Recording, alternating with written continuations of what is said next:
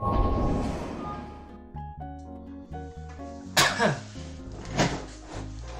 Frebus, say hey. Oh my god. It's a little too noisy. Yeah, I'm having an okay day. How about you guys? You guys doing good? Hopefully you guys are doing good. Okay, let's go do this. Why haven't I done this on Medium yet? That's my question. Yes, it's overridden. We haven't done this on Medium yet at all.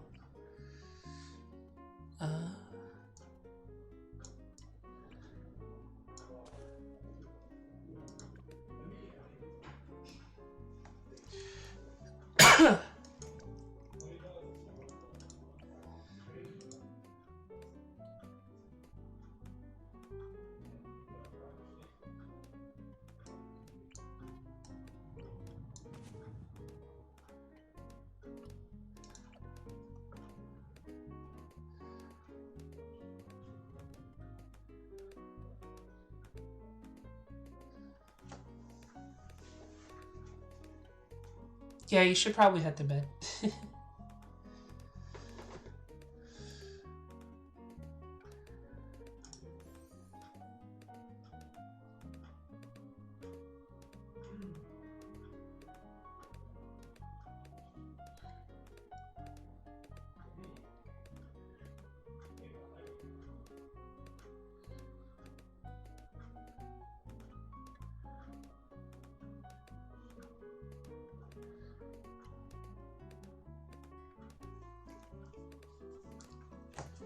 Good night, if you are.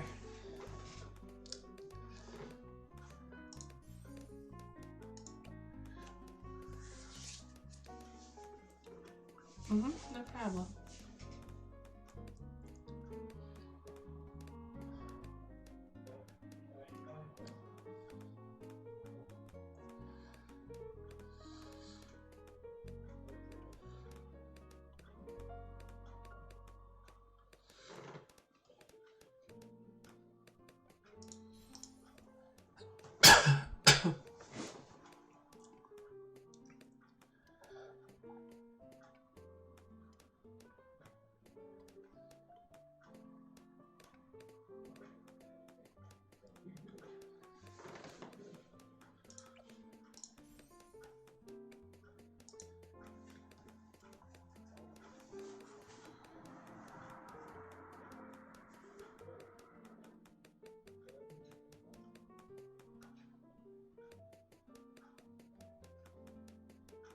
Night.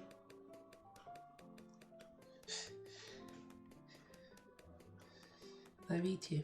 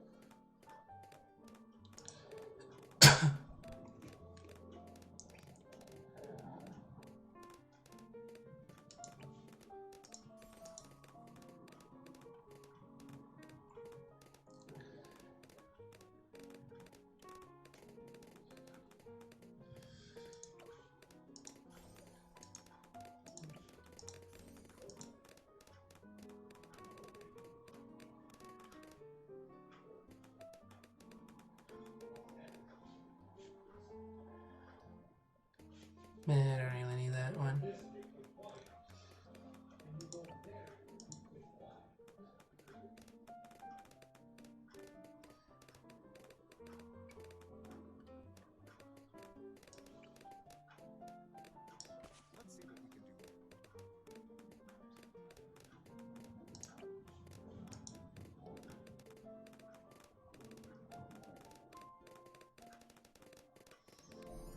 Level up. Level up.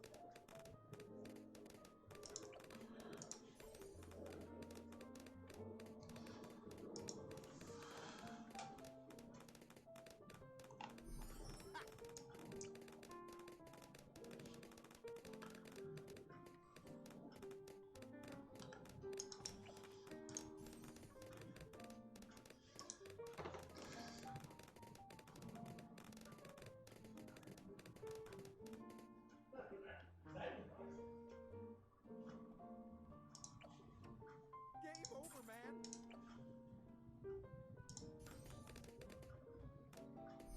Level up. You should hate it when I had to do that. Okay, it's fine. At least we got one that can detect it now.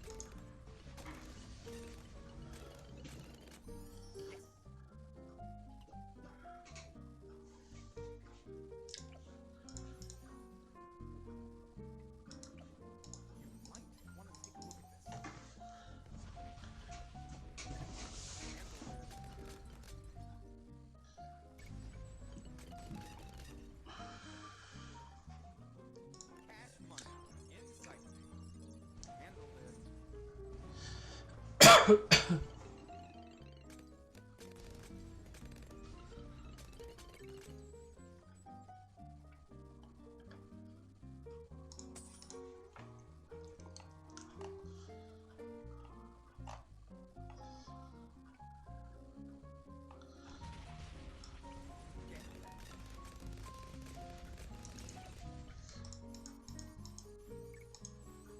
Handle this.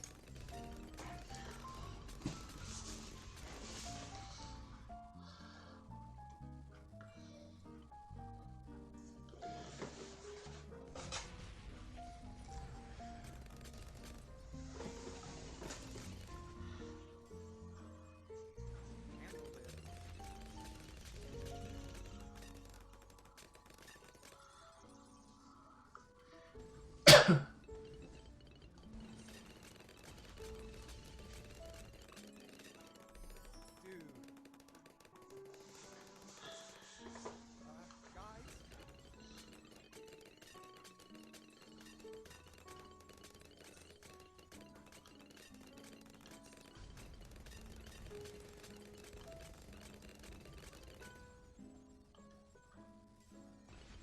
Get ready.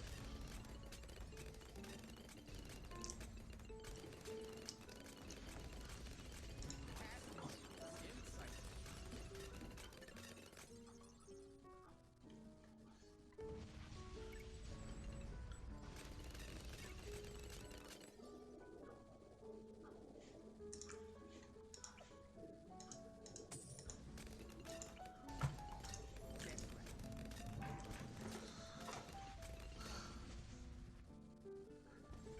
Get ready. Get ready.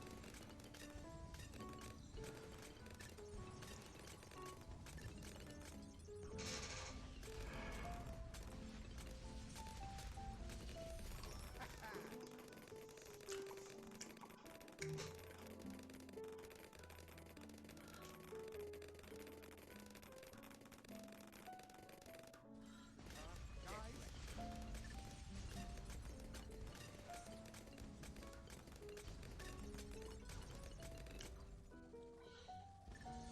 Get cash money. Insight. Get ready.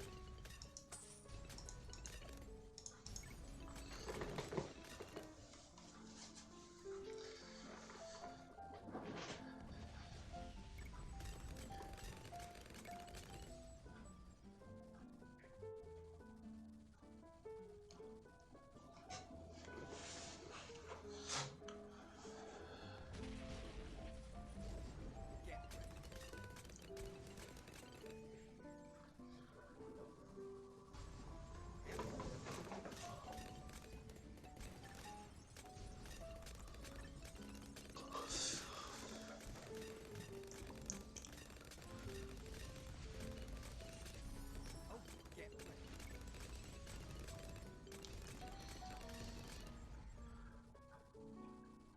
Good night, Vienna.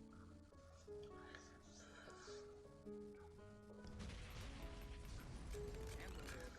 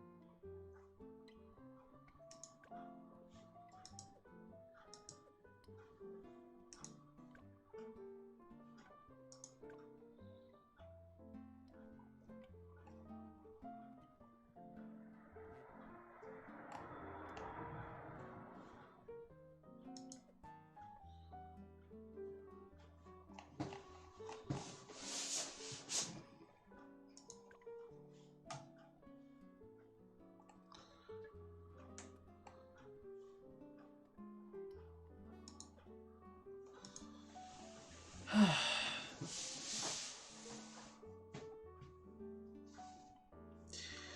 a second, guys, I need to get something downstairs.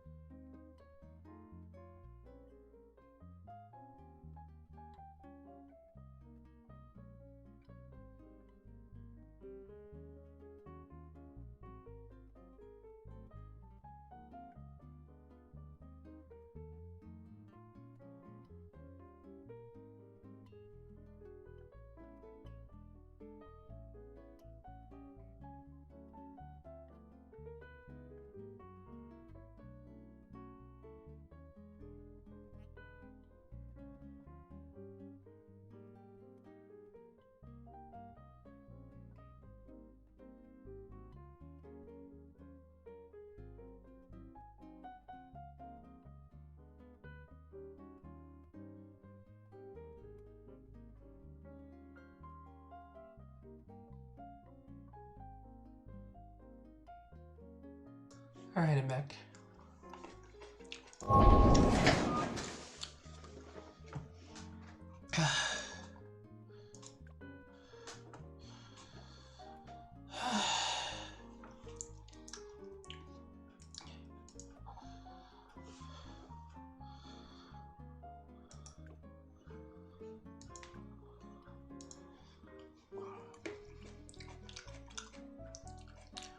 The twin path, huh?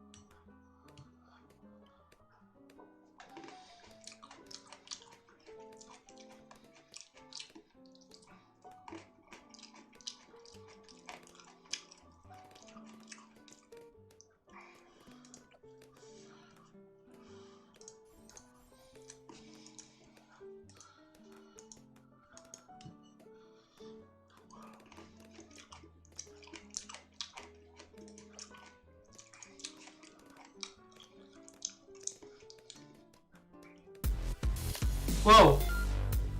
The heck?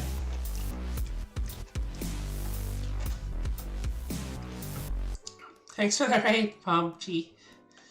Oh my god. Yeah, I wasn't ready.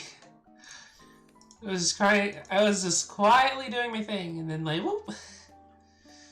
Darn it. Hi, man.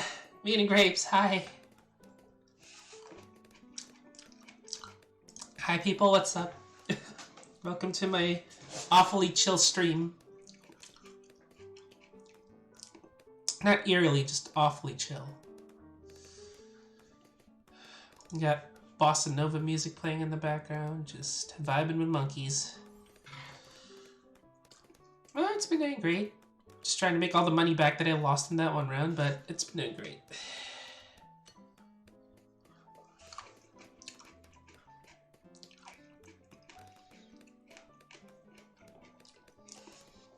Yeah, chill stream.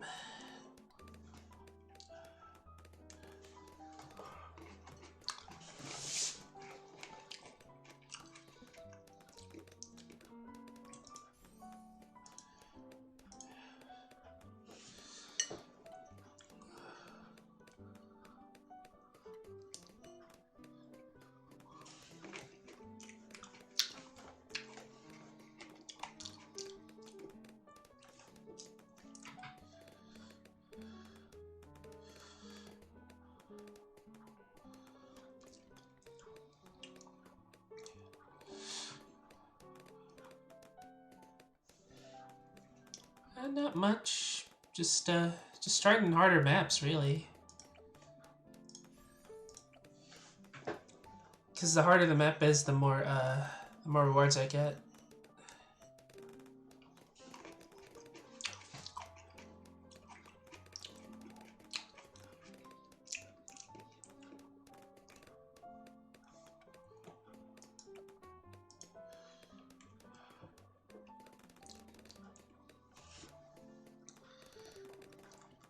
You should. It's like $5. Me and Ruka play it a lot. On or off stream, really. Oh god. Oh god. Please. Please, no. Can I put it out here? Put it here. Put it here. What the? Oh my god.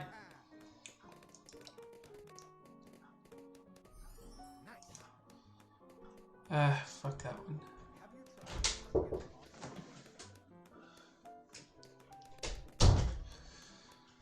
Come on. I am getting my ass kicked on this one. Royally getting my ass kicked. Okay, now we mean business.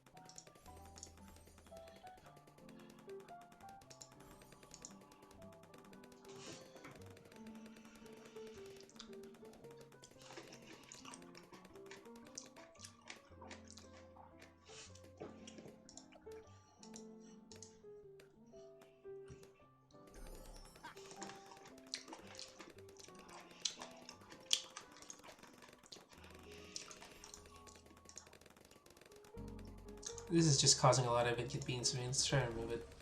There we go.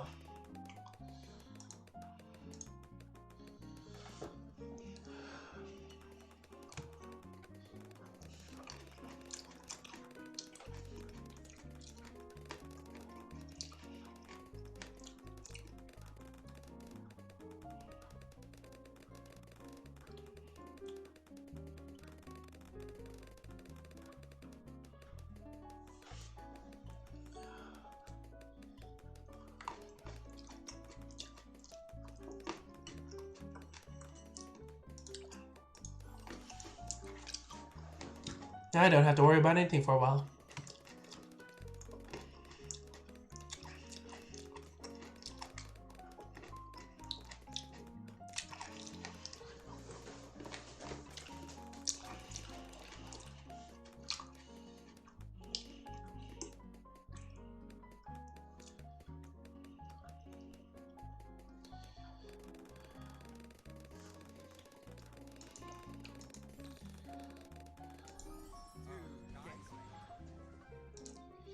Right, let's try to do this around 100. See if we can make it.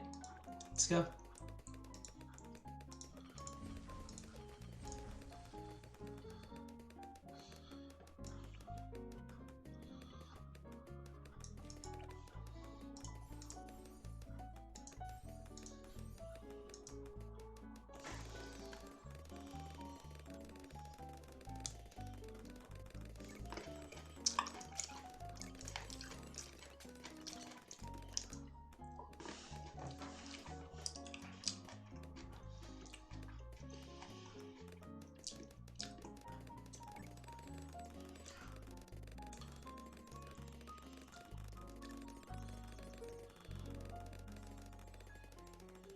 I mean, if you think about it, Pomchi, don't really need all that stuff.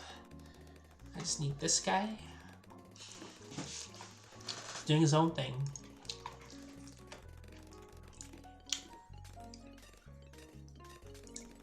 He be vibing. Uh-oh. Okay, maybe we need a little bit more power. Okay, give me a second.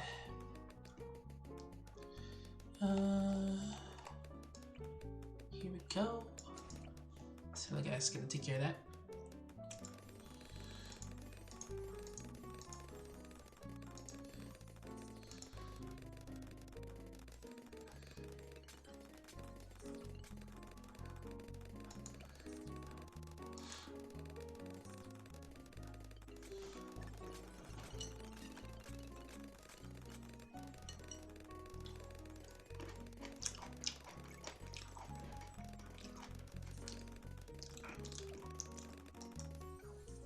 Guys, get ready.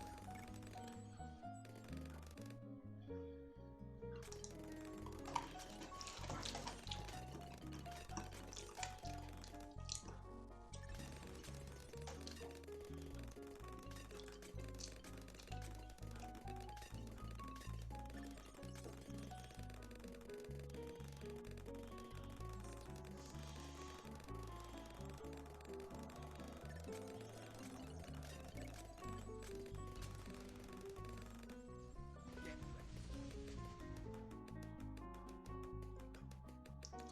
Come on, just one more round. Wait, yeah, I have to have 20,000 first.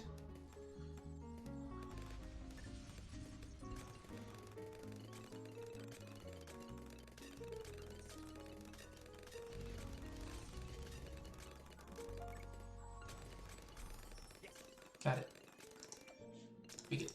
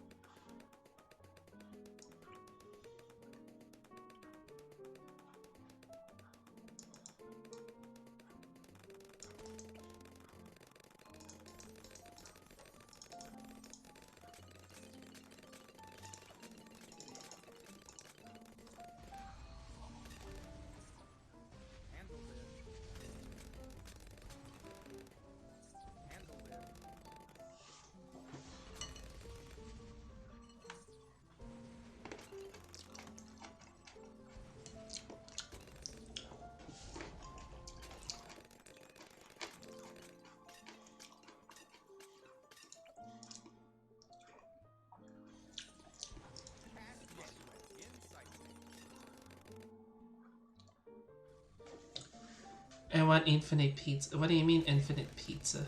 No. Is the channel just still says infinite pizza? Because if it still is, I'm gonna edit it. Because fuck that game.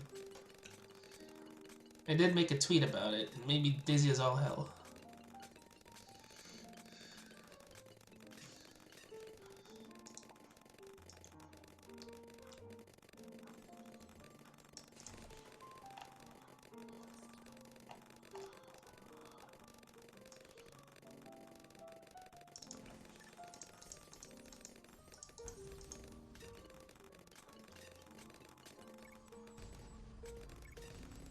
Handled it.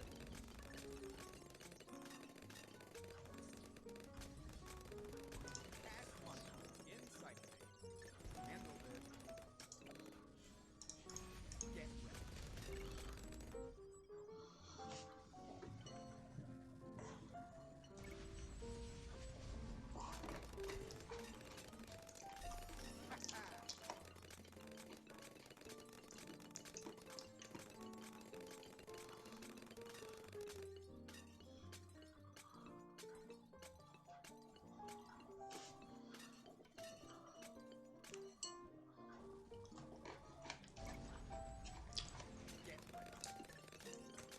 And it's just the game is so stupid. And that's stupid, but it's intriguing, but it made me hit really dizzy. Cash money. I decided to ditch the stream yesterday because I almost threw up. Get ready. Really? Really, game? Oh well.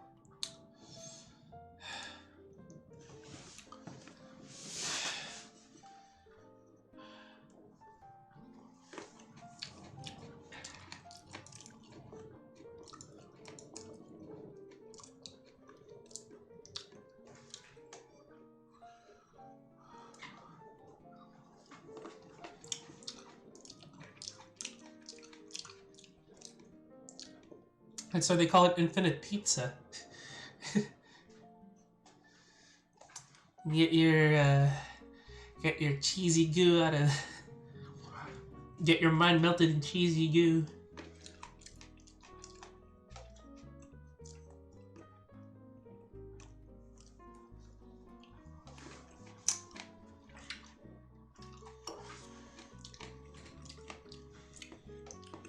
No, Pomchi, you do not know.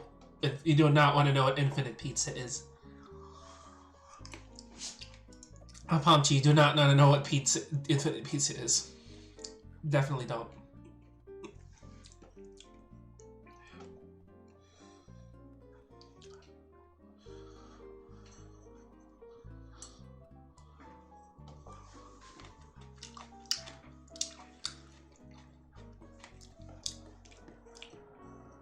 Seizure warning then, okay? Seizure warning.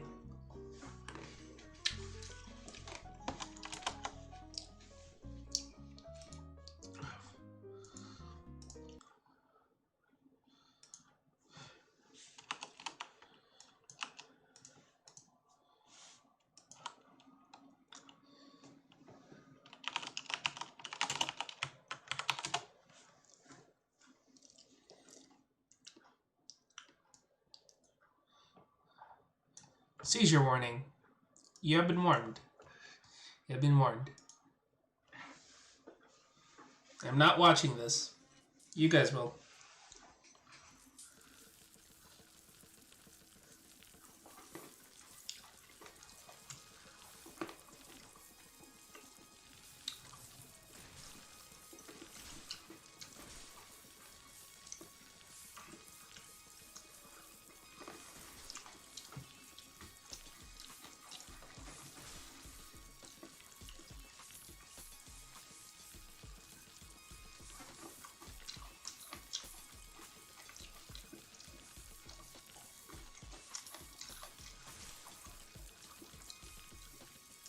Turn it off?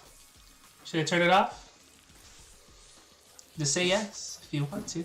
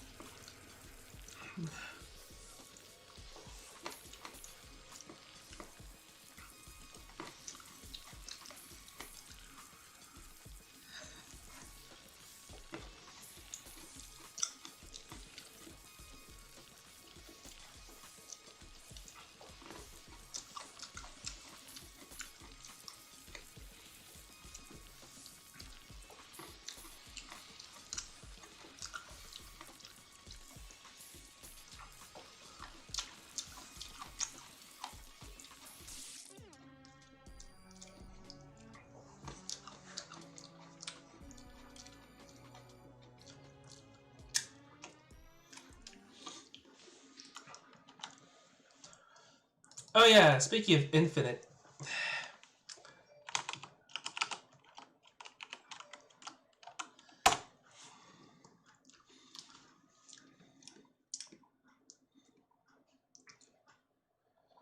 If you think that's bad.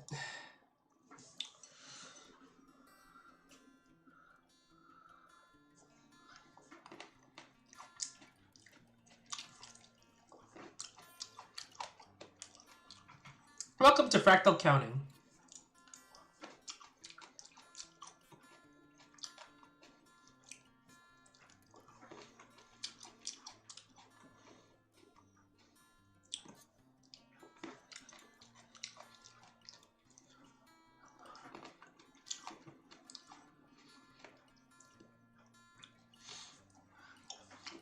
That's a reset.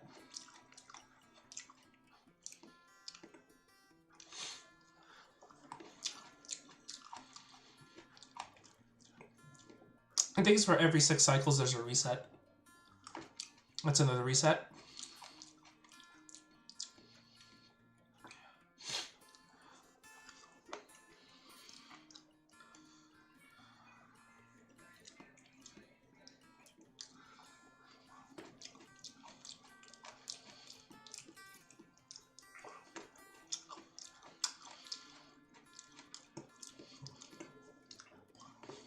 That's another reset.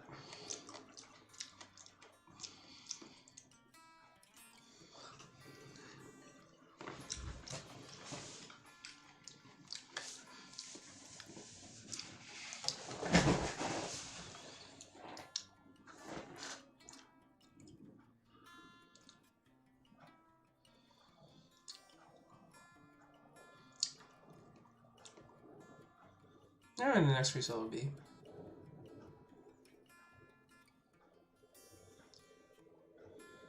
for a while. Wow. Well, the reset's out of reach now.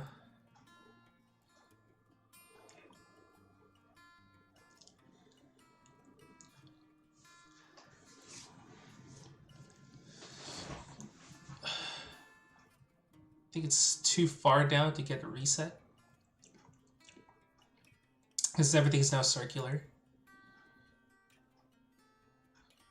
Okay, now it's going to start the reset. There it is.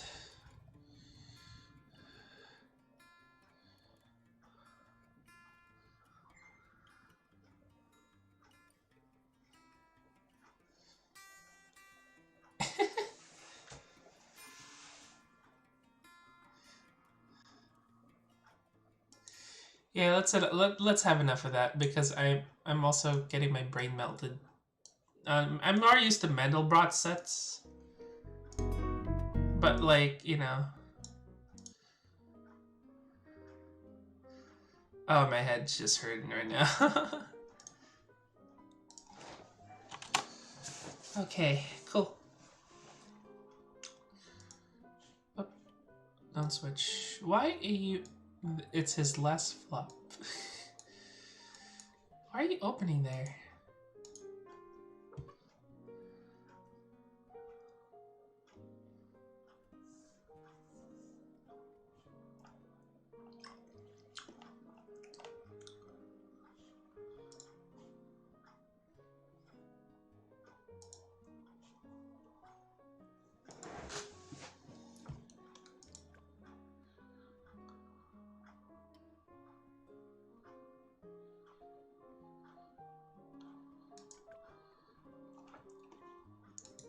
Wonder what towers I have here. Oh yeah, I think I can still play this. 70k. I do not have a bank. Let's place a bank.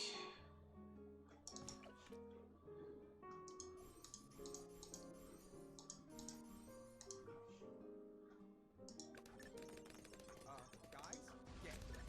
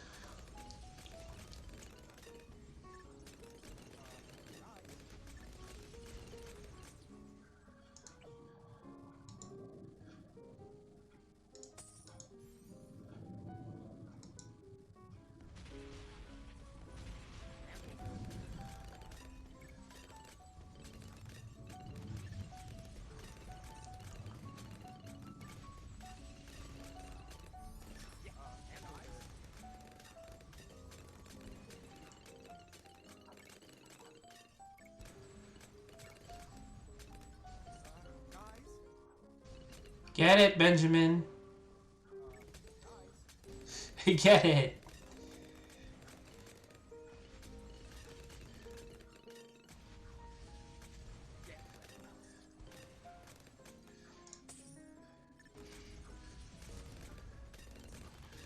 Huh.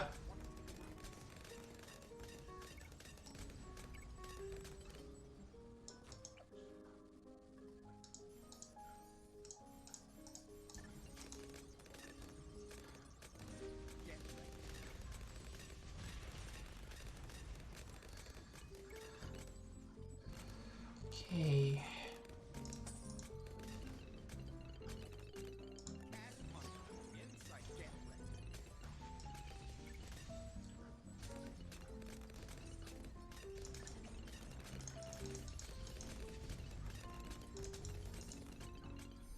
Level up.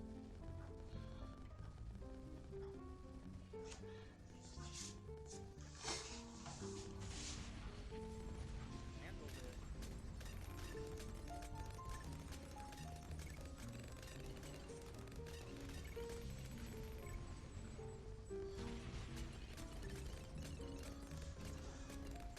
Handled it. Good night, Vienna. Oh, just like that. It's fine.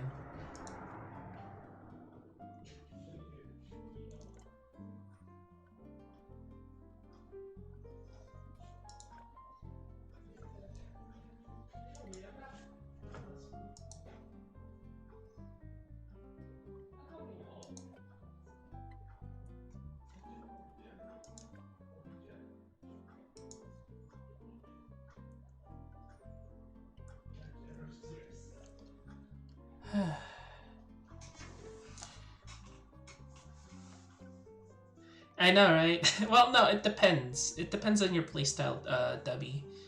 Um, if uh, if you want to just go for a straight up magic, you could also do that, or you could go for full military or full primary build. Keep in mind, you're the one in control here most of the time.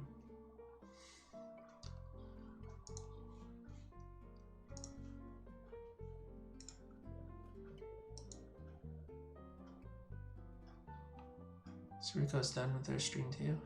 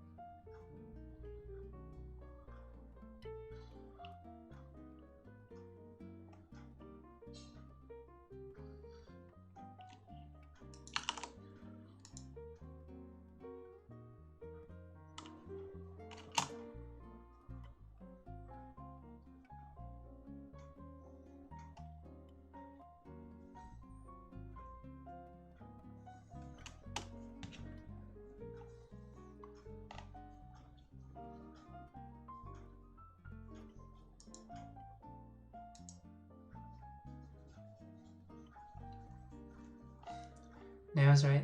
There was no hype train in this channel. Oh. I'm just gonna stick to it. Okay, shit. Boy, howdy, your connection is dying. Oh well.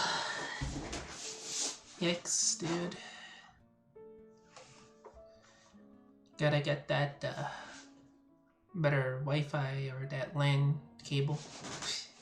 I don't know.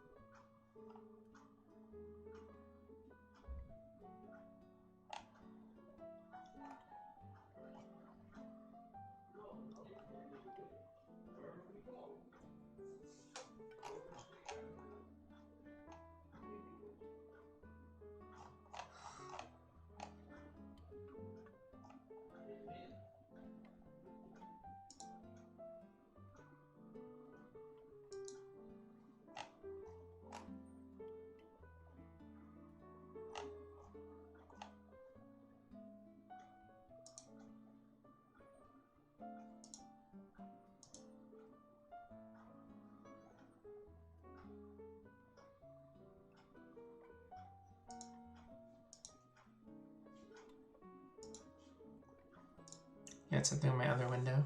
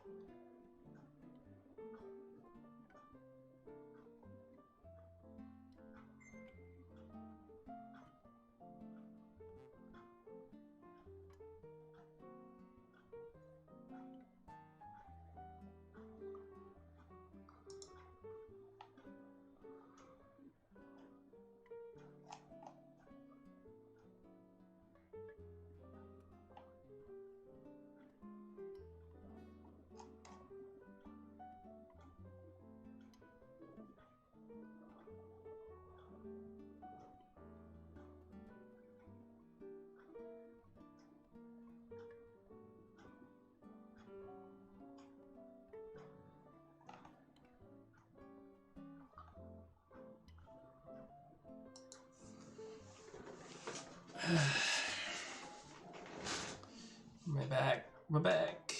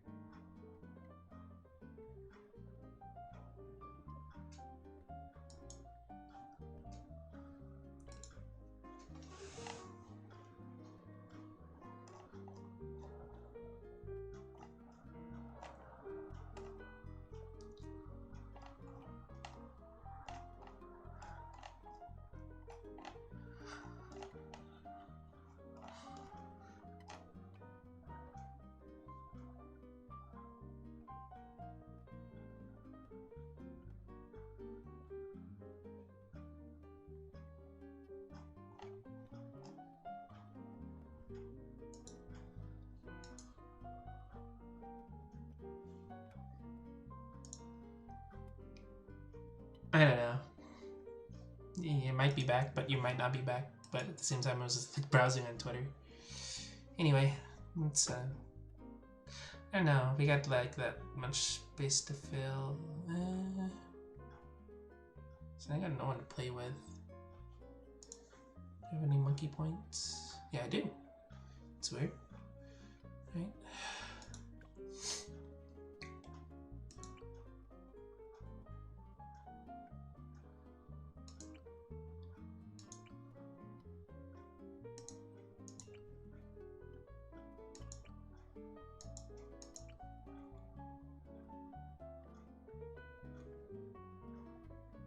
Ooh. Ooh. I love it.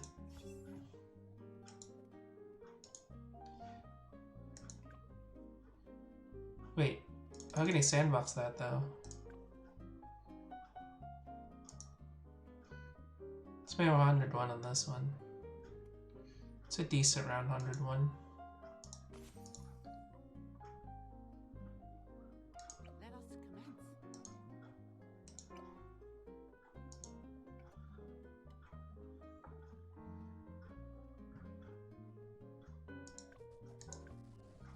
as it should be. Prepare yourselves. Prepare yourselves.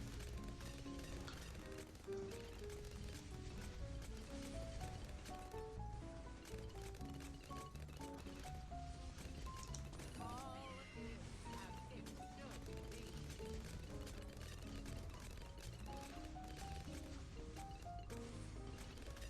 yourselves as it should be. Prepare yourselves. Prepare yourselves.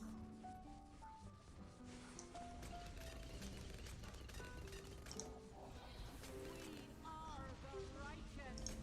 Be the light.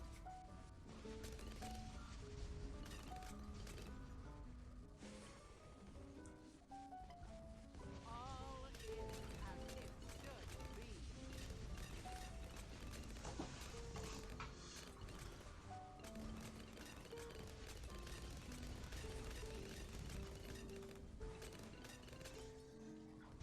All is as it should be.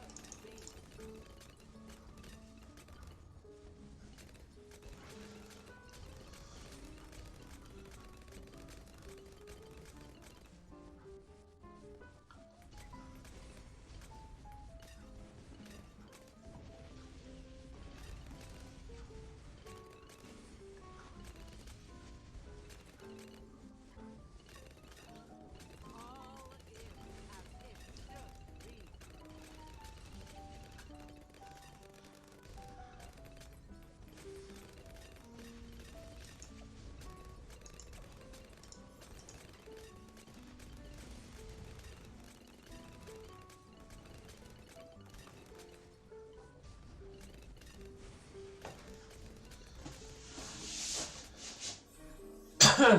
Nice.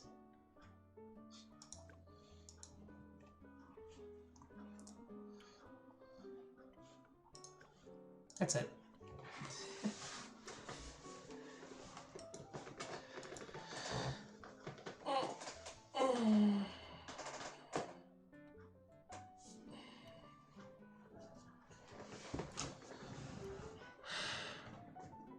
Should game up a little bit.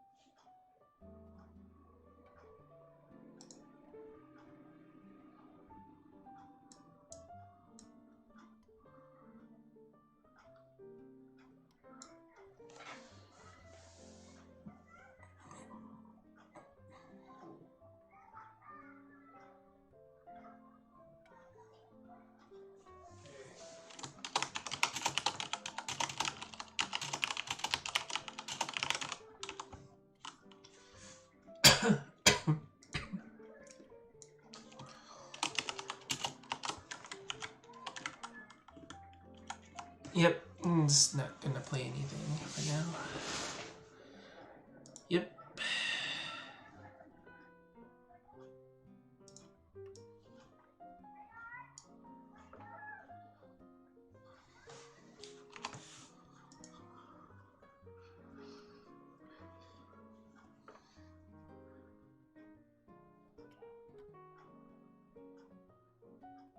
The fuck is this shit?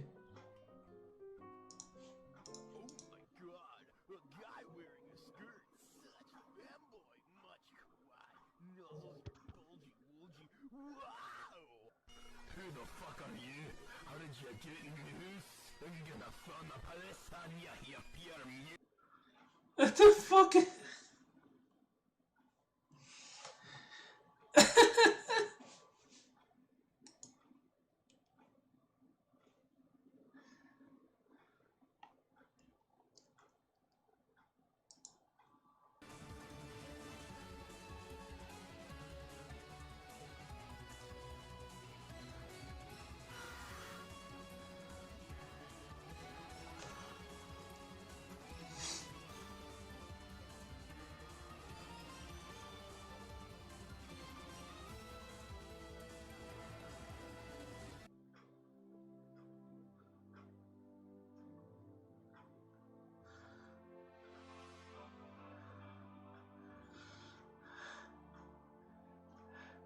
Oh, oh.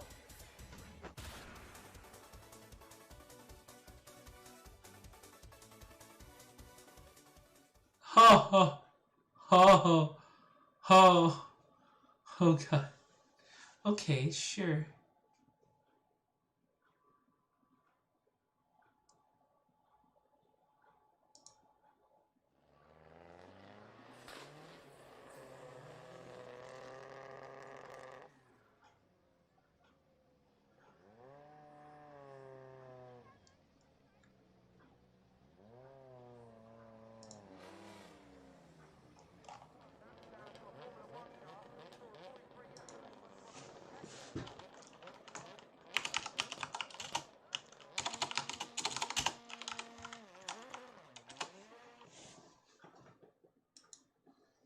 Watching. Oliver Solberg, then son of the great Petter Solberg, he's been a real hit this weekend. He's been on the rally stage, he's been in the drift arena, he's been on the hill, he's been in a variety of cars. Oliver Solberg has been great value all weekend. The Citroën DS3 WRX World Rallycross car launches itself off the line. Brilliant acceleration with four-wheel drive from these cars. First sector, he's a second up, he's got bags of understeer, and he's got to sort that out on the run now. Up Park Straight, look at this! That's unbelievable from Oliver Solberg in the Citroën. Fantastic stuff now as he comes up the hill. Is he going to get on with the same shenanigans here up at Moulcom? Onto the brakes, flicks it in, back on the board, hooks it up, powers up the straight. He's quicker at the second point, it's all sideways, but he's managed to save it. Through past Flintwall he goes, the tail wags.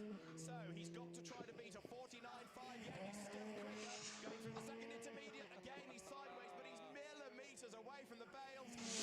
Solberg up towards the timing line, he's sideways again, there's the flag. Can he go quicker than a 49? Yes he can, a 49.39. Excuse me, goes to find a timing screen. And so Petter Solberg, World Rally Champion, World Rally Cross Champion. He's always been box office, and this is why as he blasts away from the line, up through the gears, and Petter Solberg concentrates hard as he heads down towards the first corner. This is where Oliver got all sideways. Petter much more in control and now launches up Park Straight, although he's up the grass, isn't he? And he almost runs wide. Little dab on the brakes through the middle of the corner there for Petter Solberg.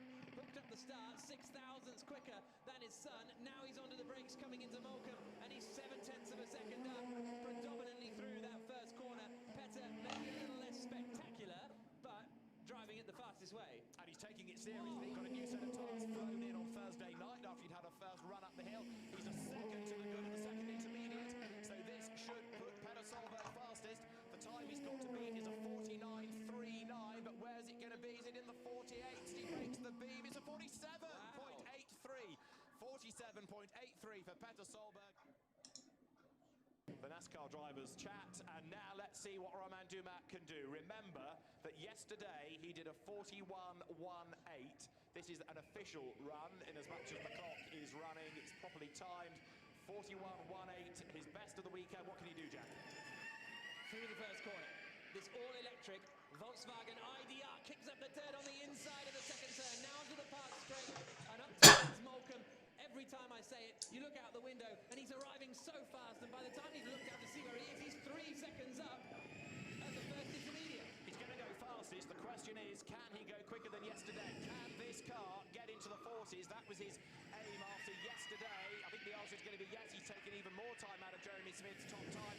36, 37 on the clock. He's up to the timing line. Is he going to get it below 40? Yes, he is! A 39.90.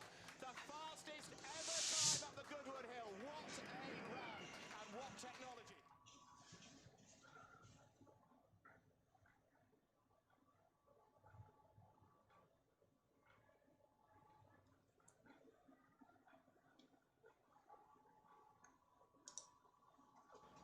Wherever you may be. Now then, this is going to be their course, 36,000. Full body comes down. Quarter mile. 4G. Number one, with no smoke from the rear tyres.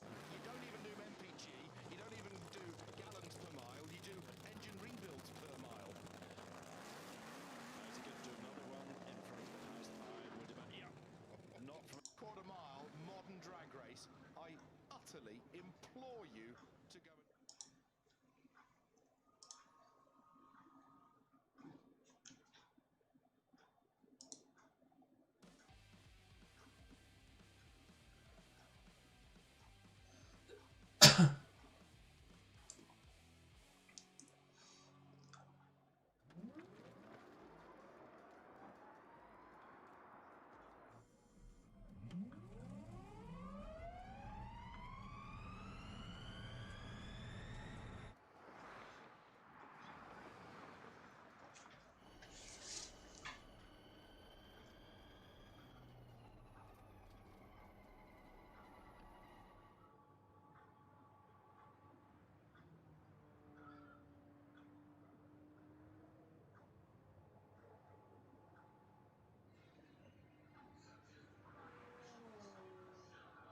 You really need to adjust the sound on this thing.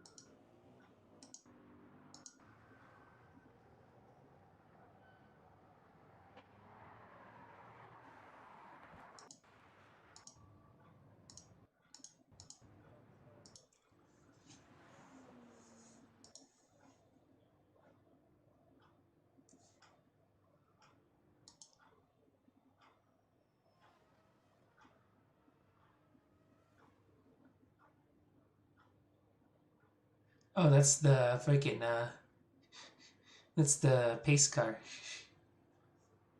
Okay.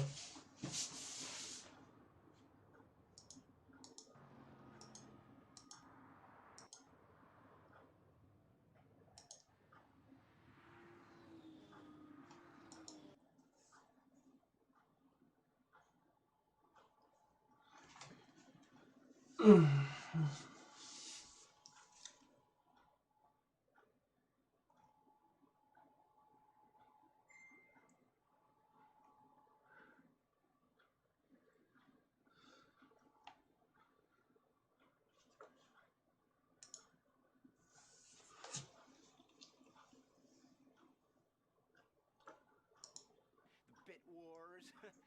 64 bits. 32 bits. 16 bits. 8 bits. 4 bits. 2 bits. 1 bit.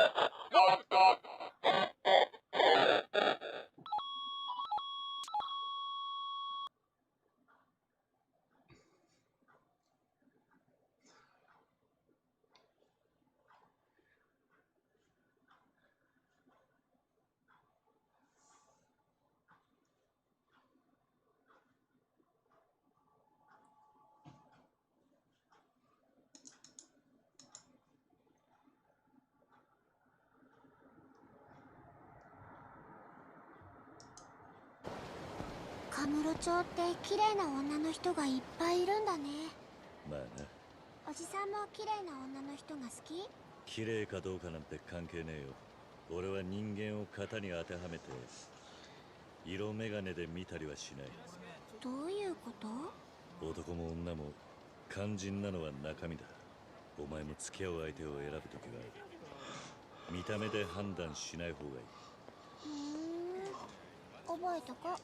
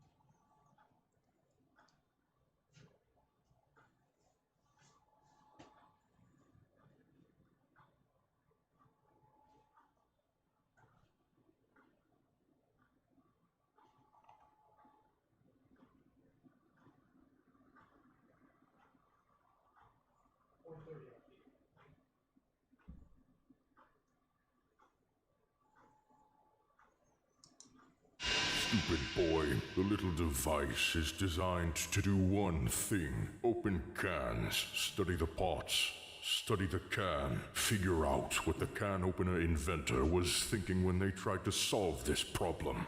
What will it take for you to stop this foolishness?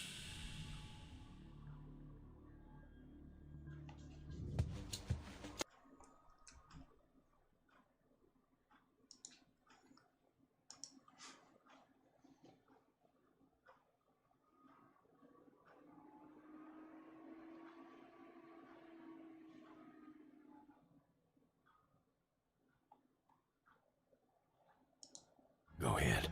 Put boobies on the Google website. Don't come crying to me about it like I didn't warn you. Kino at the Fabino again. Can't log off today.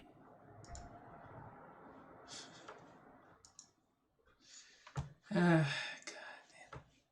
Just can't get over that.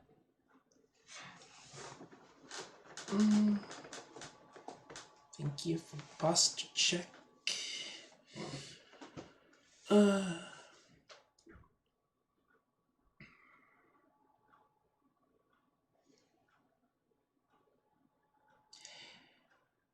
I'm gonna go take a shower.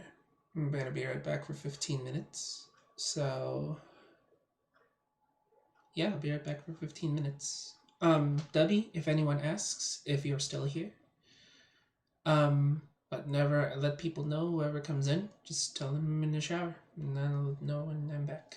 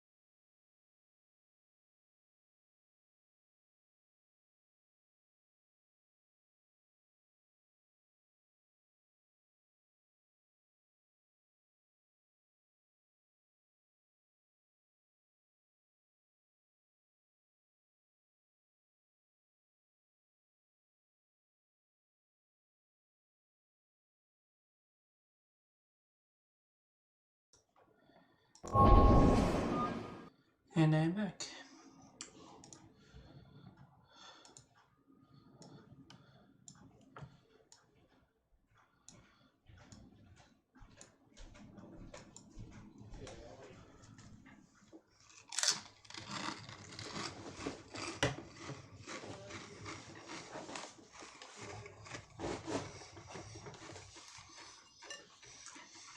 I got spicy stuff so that way I can clear my throat a little faster.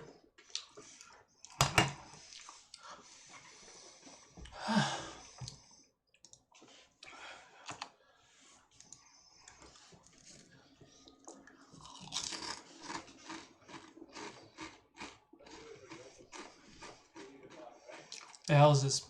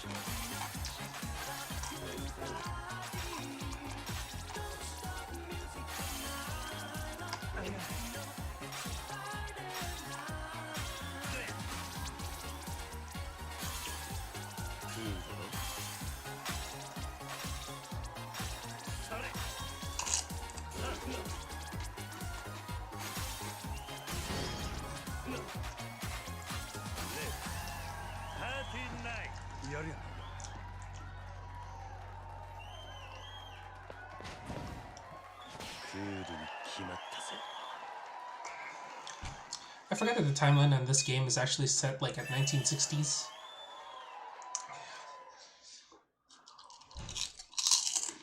I'm sorry, it's like the disco era, I think.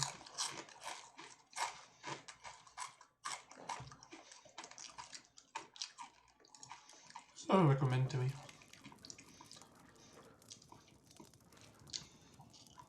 Let me guess. Someone stole your sweet roll.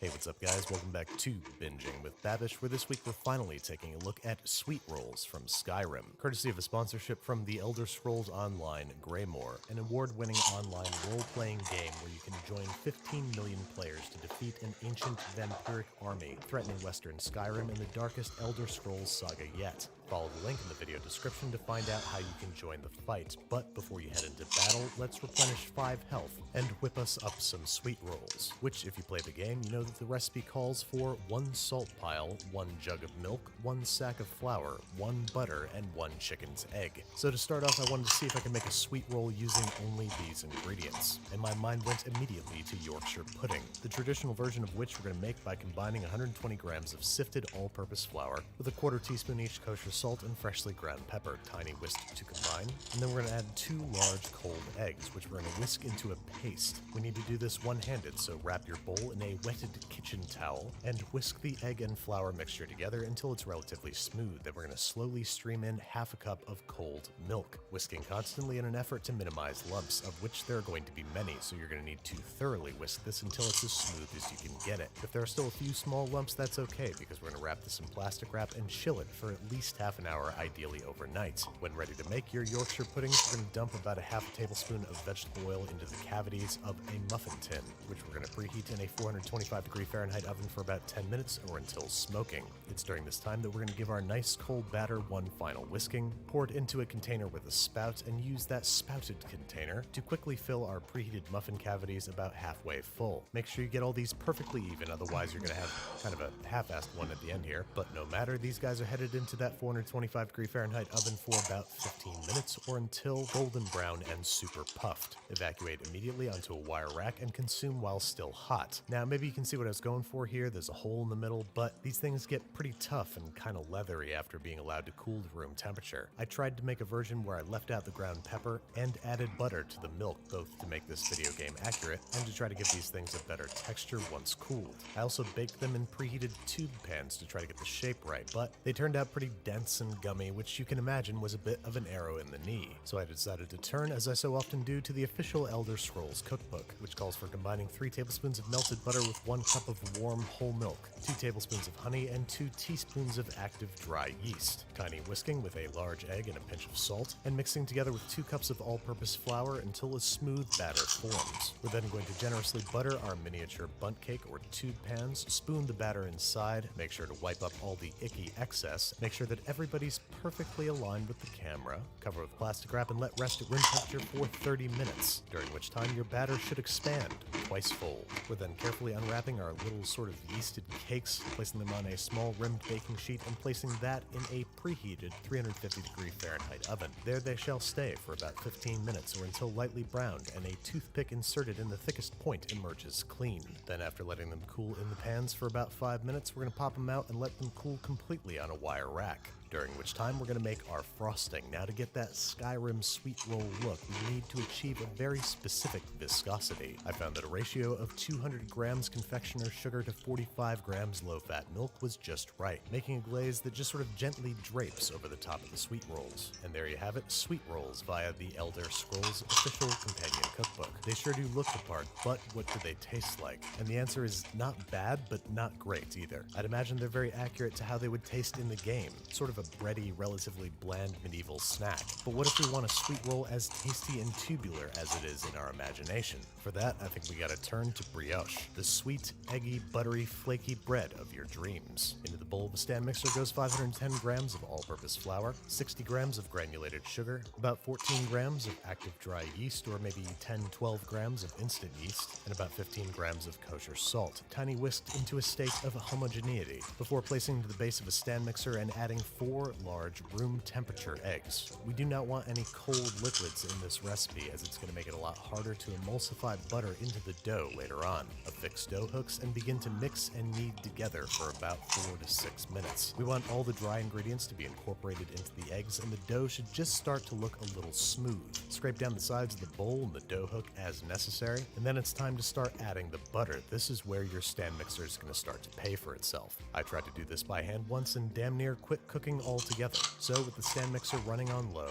1 or 2 small pieces at a time, we're going to start adding 225 grams or 2 sticks of high quality unsalted room temperature butter. After each addition, crank up the speed a little bit and allow the butter to incorporate entirely into the dough. This is going to take, well, it's going to take a good long while, anywhere from 4 to 8 minutes between each addition, and especially slow at the beginning of the process. Fight the urge to move any faster and wait until the dough is starting to clear the sides of the bowl before adding any more butter. If you move too fast, the dough could break and separate into an oily, shaggy mass. And as far as I know, there's no remedy for that other than starting over from butter square one. Once you've added your final hunk of butter and allowed it to incorporate completely into the dough, we're going to crank the stand mixer onto medium speed and allow it to knead for 5 to 8 minutes, until it very nearly cleans the sides of the bowl and becomes impossibly soft and smooth and silky. Unfortunately, half of bread baking is kind of knowing what it needs to feel like, and the first time you make a proper brioche dough, you know it. It's super soft and buttery and almost flowy without being too sticky. It even comes straight out of the bowl without putting up a fuss. Now onto an unfloured countertop, we're going to start working this into a smooth, taut ball. Simply find the smoothest facet of your dough, make it face the sky, and start passing the dough back and forth between your hands, pinching the edges against the table as you go. This is going to pull the exterior of your dough ball super taut. Now it is time for the first rise. Into a generously buttered bowl goes our boule. Plop it into the bowl, seam side down, cover with plastic wrap, and let it sit at room temperature for anywhere from 60 to 90 minutes, or until doubled in size. Now we're just going to pop it back out onto the countertop real quick, punch it down, and to help develop this network, we're going to perform a series of it's the start at the top of your dough, sweet rolls from Skyrim. the center, and repeat working your way around the dough until you've completed 6, Oh, hey, Preda, 7, sorry. 8, I don't know, 9 folds. Can you tell why I'm a terrible baker? Then repeat the edge pinching technique to pull your dough ball taut, and at this point you could return it to a buttered bowl to let it rise for 1 hour before shaping, proofing, and baking. But if you want better flavor and texture, you might want to consider giving it anywhere from 12 to 48 hours in the fridge, after which time it should have puffed up a little bit, but not too much. Carefully pull it out the bowl, and then depending on what you're doing with it, divide it into pieces. If you want to make a good old-fashioned easy peasy loaf of brioche bread, divide it in half, turn the half dough out onto a well-floured work surface, and roll it out into a rectangle about as wide as your intended loaf pan.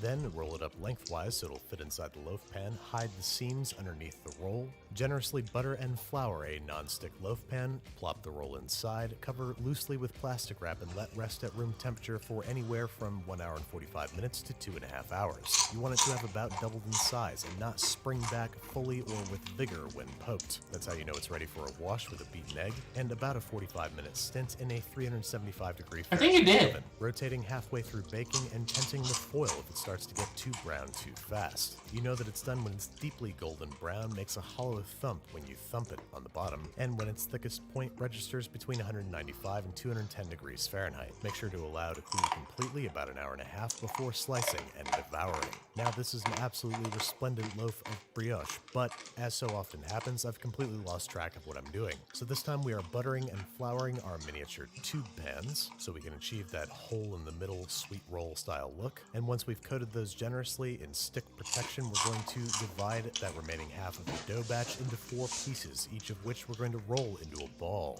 And then almost like we're forming a bagel, we're going to punch a hole directly in the center of the ball so that our little brioche donut fits perfectly into our tube pan. We're then going to press it firmly into the tube pan to make sure that there are no underlying bubbles, since these little guys are going to be inverted when served. Likewise, we are covering them with plastic wrap and allowing them to rest at room temperature, this time for anywhere from 60 to 90 minutes, again depending on the heat, humidity, and draftiness of your room. Once they pass the poke test, they are headed onto a rim baking sheet where I'm going to brush them down with beaten egg for some reason, even though they're going to be served upside down, and then into a 375-degree Fahrenheit oven for 25 to 35 minutes, given their much smaller size signature. Immediately remove them from their tins, otherwise you're going to end up with soggy brioche, and these guys are looking pretty spot on if you ask me. They look really rustic and kind of freeform, but as excited as I am, I must wait until they've cooled completely before frosting. Same procedure here, just gently drape the glaze over the top of the sweet roll, letting it cascade down the sides in that distinctive Skyrimian pattern. And there you have it, folks. Tender, flaky, buttery, eggy, springy, airy, and lightly sweet sweet rolls. And I gotta say, this is how I always imagine them looking, feeling, smelling, tasting, and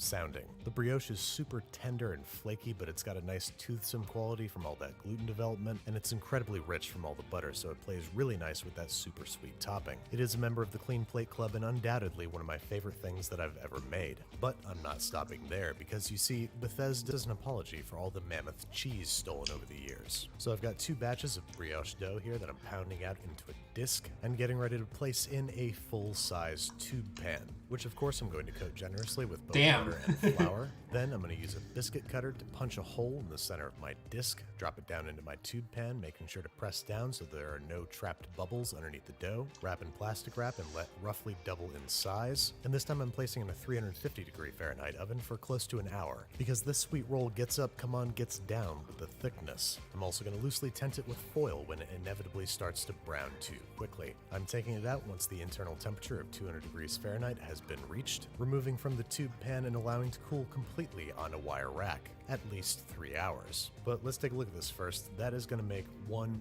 big ol' sweet roll. 3 hours later and we are ready to frost. I am whipping up an extra big batch of the glaze and simply pouring it over the top of our upside down brioche bunt. And in retrospect, I made this guy a little too tall because I wanted to recreate that sort of sweet roll look, but you could totally make a single batch of dough and bake it as a bundt cake and it would be amazing. Anyway, we might as well get a cross section of this guy as long as we're here. I'm honestly shocked to find that the crumb is actually pretty nice. So now I can say with confidence that this is both the biggest and best sweet roll I've ever made.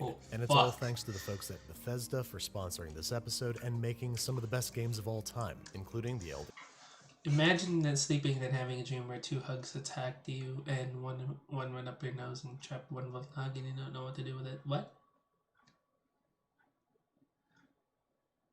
What's a hug? That's weird. This episode is sponsored by Squarespace. I used Squarespace to build both Basics with Babish and BingingWithBabish.com. On the sites, you'll find recipes, equipment links, other news, and updates. All beautifully designed, if I do say so myself. Did he cook anything from Fallout? Yeah, he did. But it's like 8-bit Brody, though. Oh, this is someone else. This is like from a contest or something. Yeah, he didn't make anything from Fallout yet.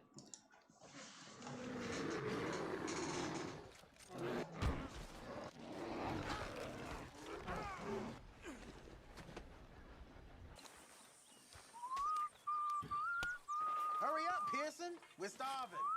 It'll be ready when it's ready.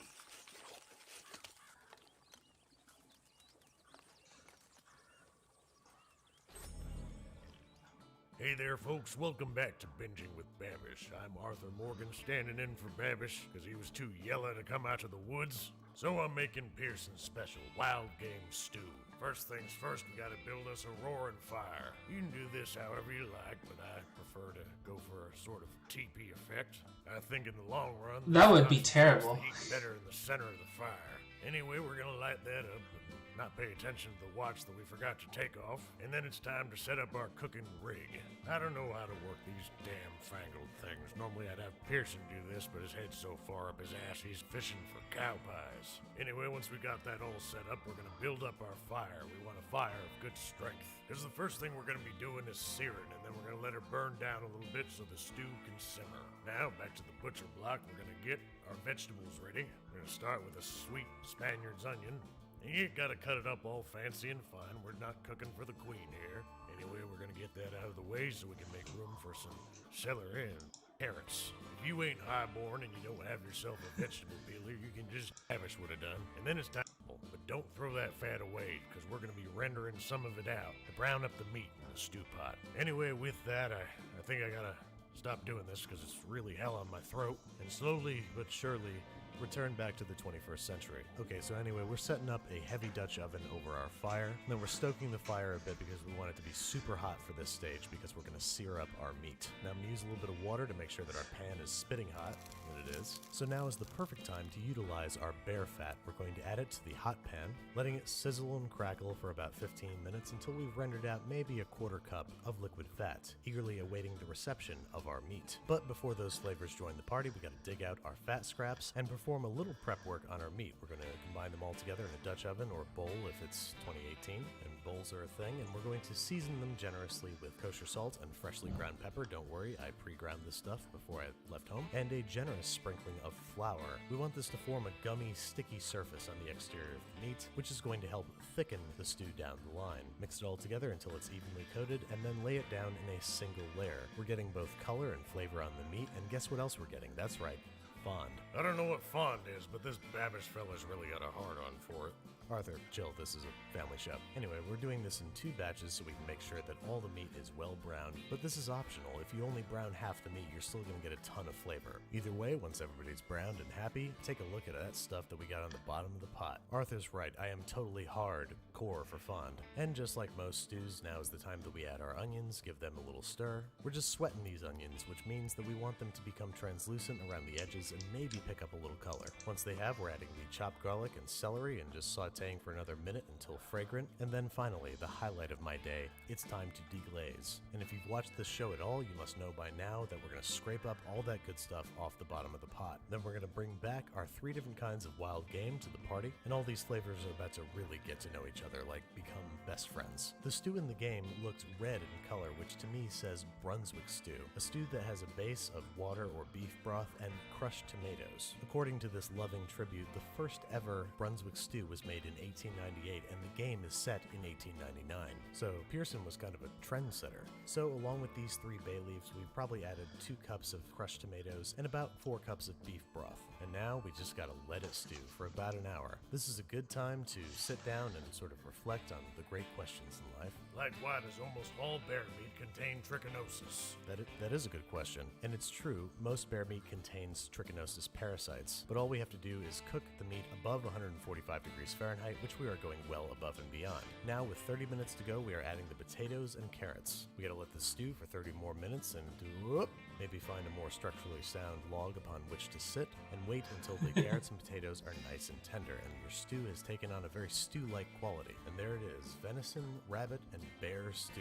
It even looks like the one in the game, even though I recognize that there were mushrooms in the one in the game, and I forgot to get mushrooms, so sorry. But let's talk about the meat. The venison was from Colorado deer that were probably feeding on grain, and thus they weren't that gamey. And then the bear was like a sweeter version of the venison, not at all greasy like it is often described, because we removed most of the fat. And not only did the rabbit taste like chicken, it looked like chicken. Overall, it was a pretty good stew. I mean, it's essentially a recipe dating from 1899. It is basic, wholesome, filling food that does the best that it can with a meat as tricky as wild game. And it might not have joined my clean plate club, but let's ask Arthur. Babish, you're a city boy and it's turned you soft. The only thing I don't like about this stew is that Pearson makes it.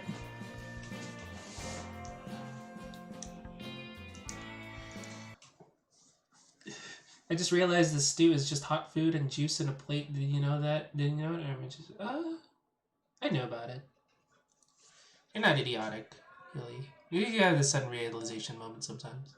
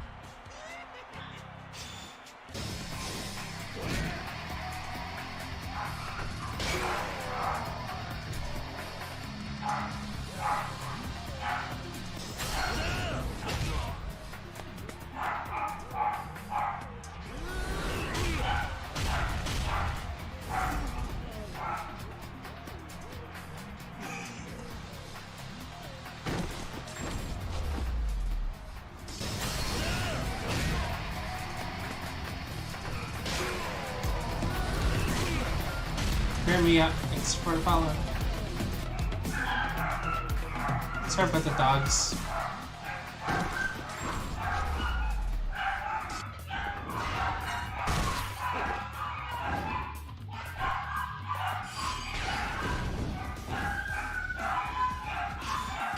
Mr. Shakedown.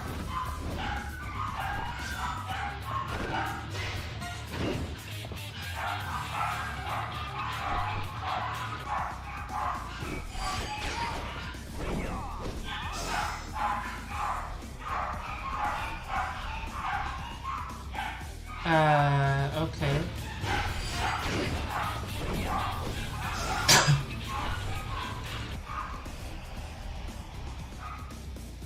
Damn, that guy'd be flexible.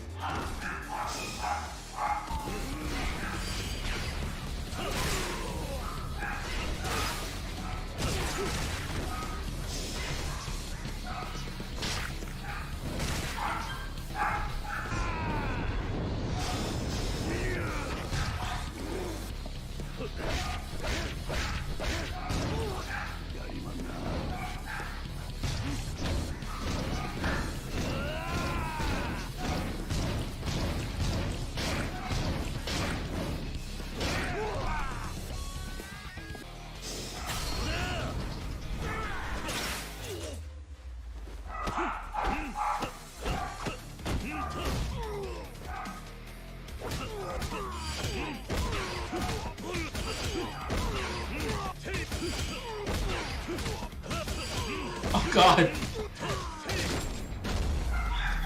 Shit.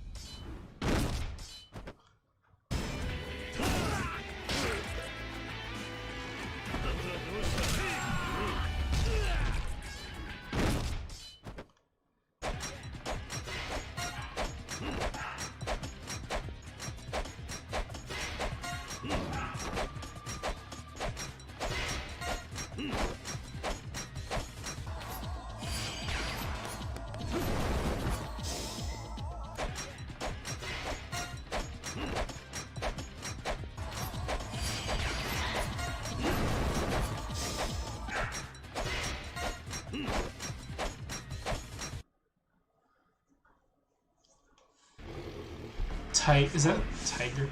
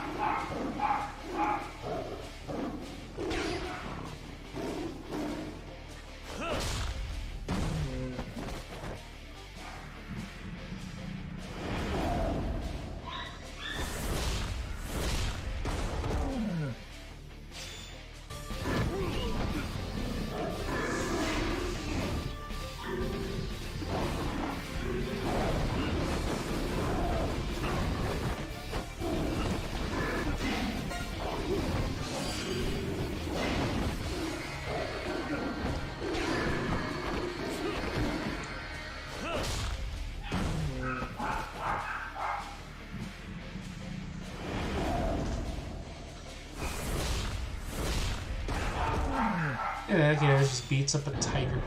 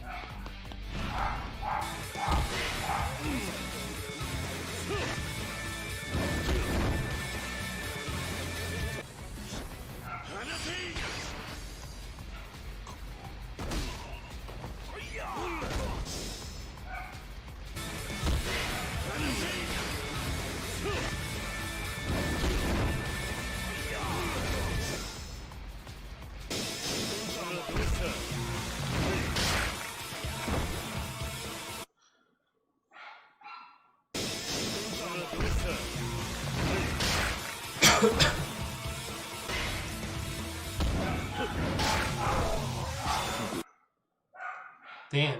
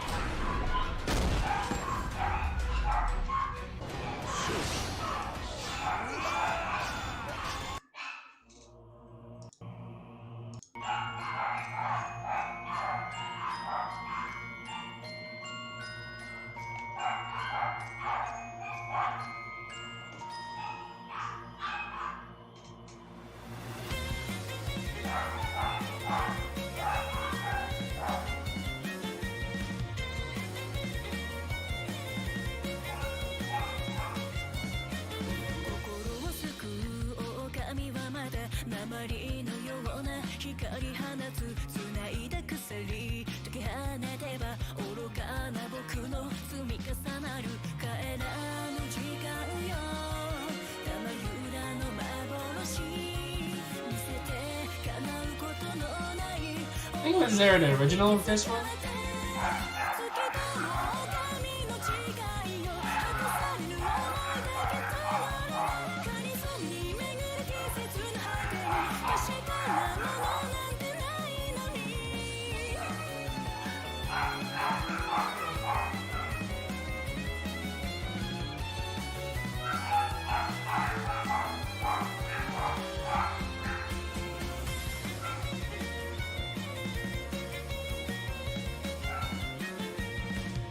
See, if I don't know the storyline behind this video, I really don't know the context.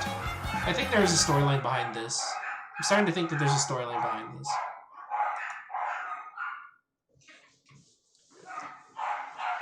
Yakuza, Kazuo Kiryu has never killed any O.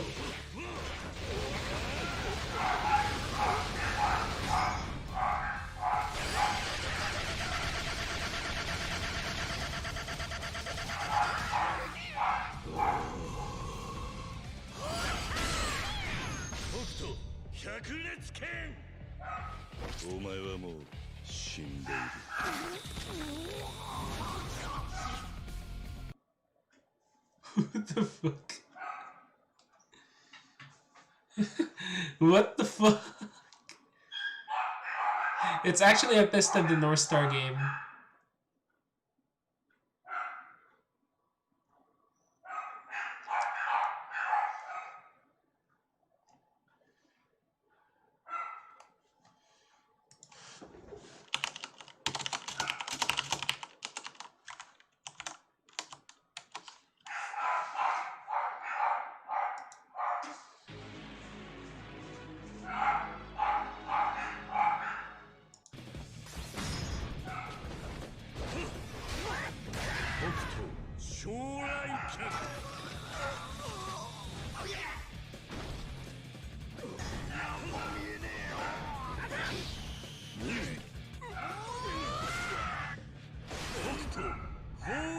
撃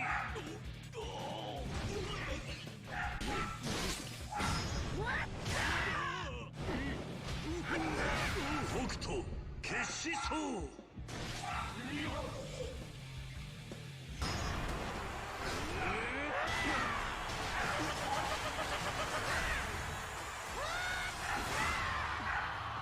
北斗天聖撃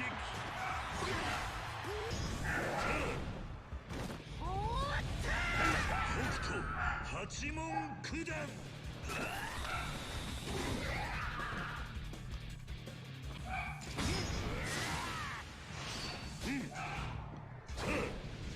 西真空派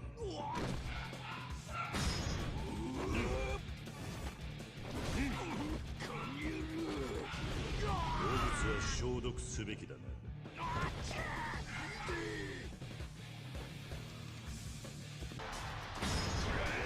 Man's in a Yakuza doesn't even have any business in this game.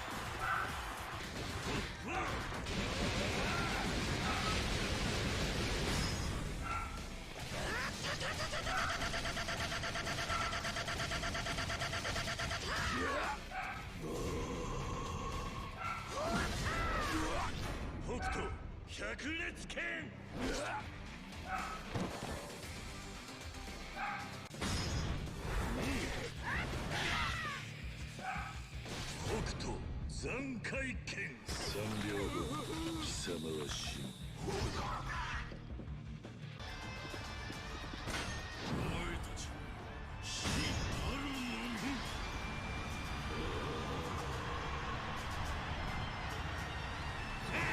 天正本列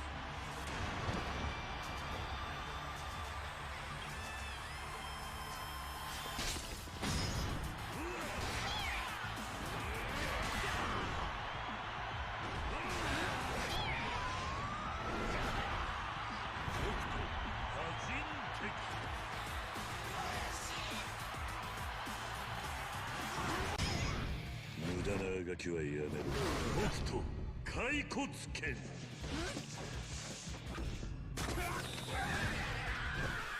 Yo. 北斗断骨筋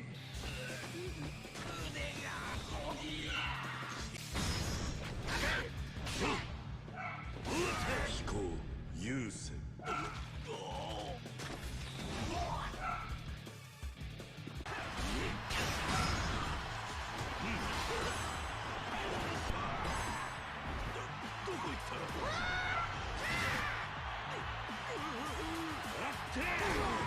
斗爽快殺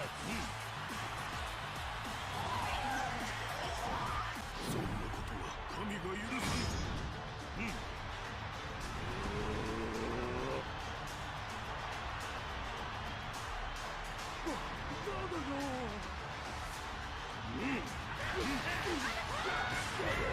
七星天心天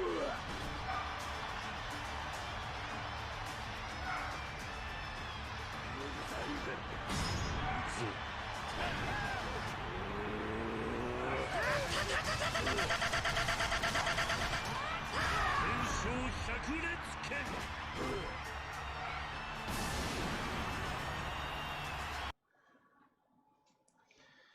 God damn.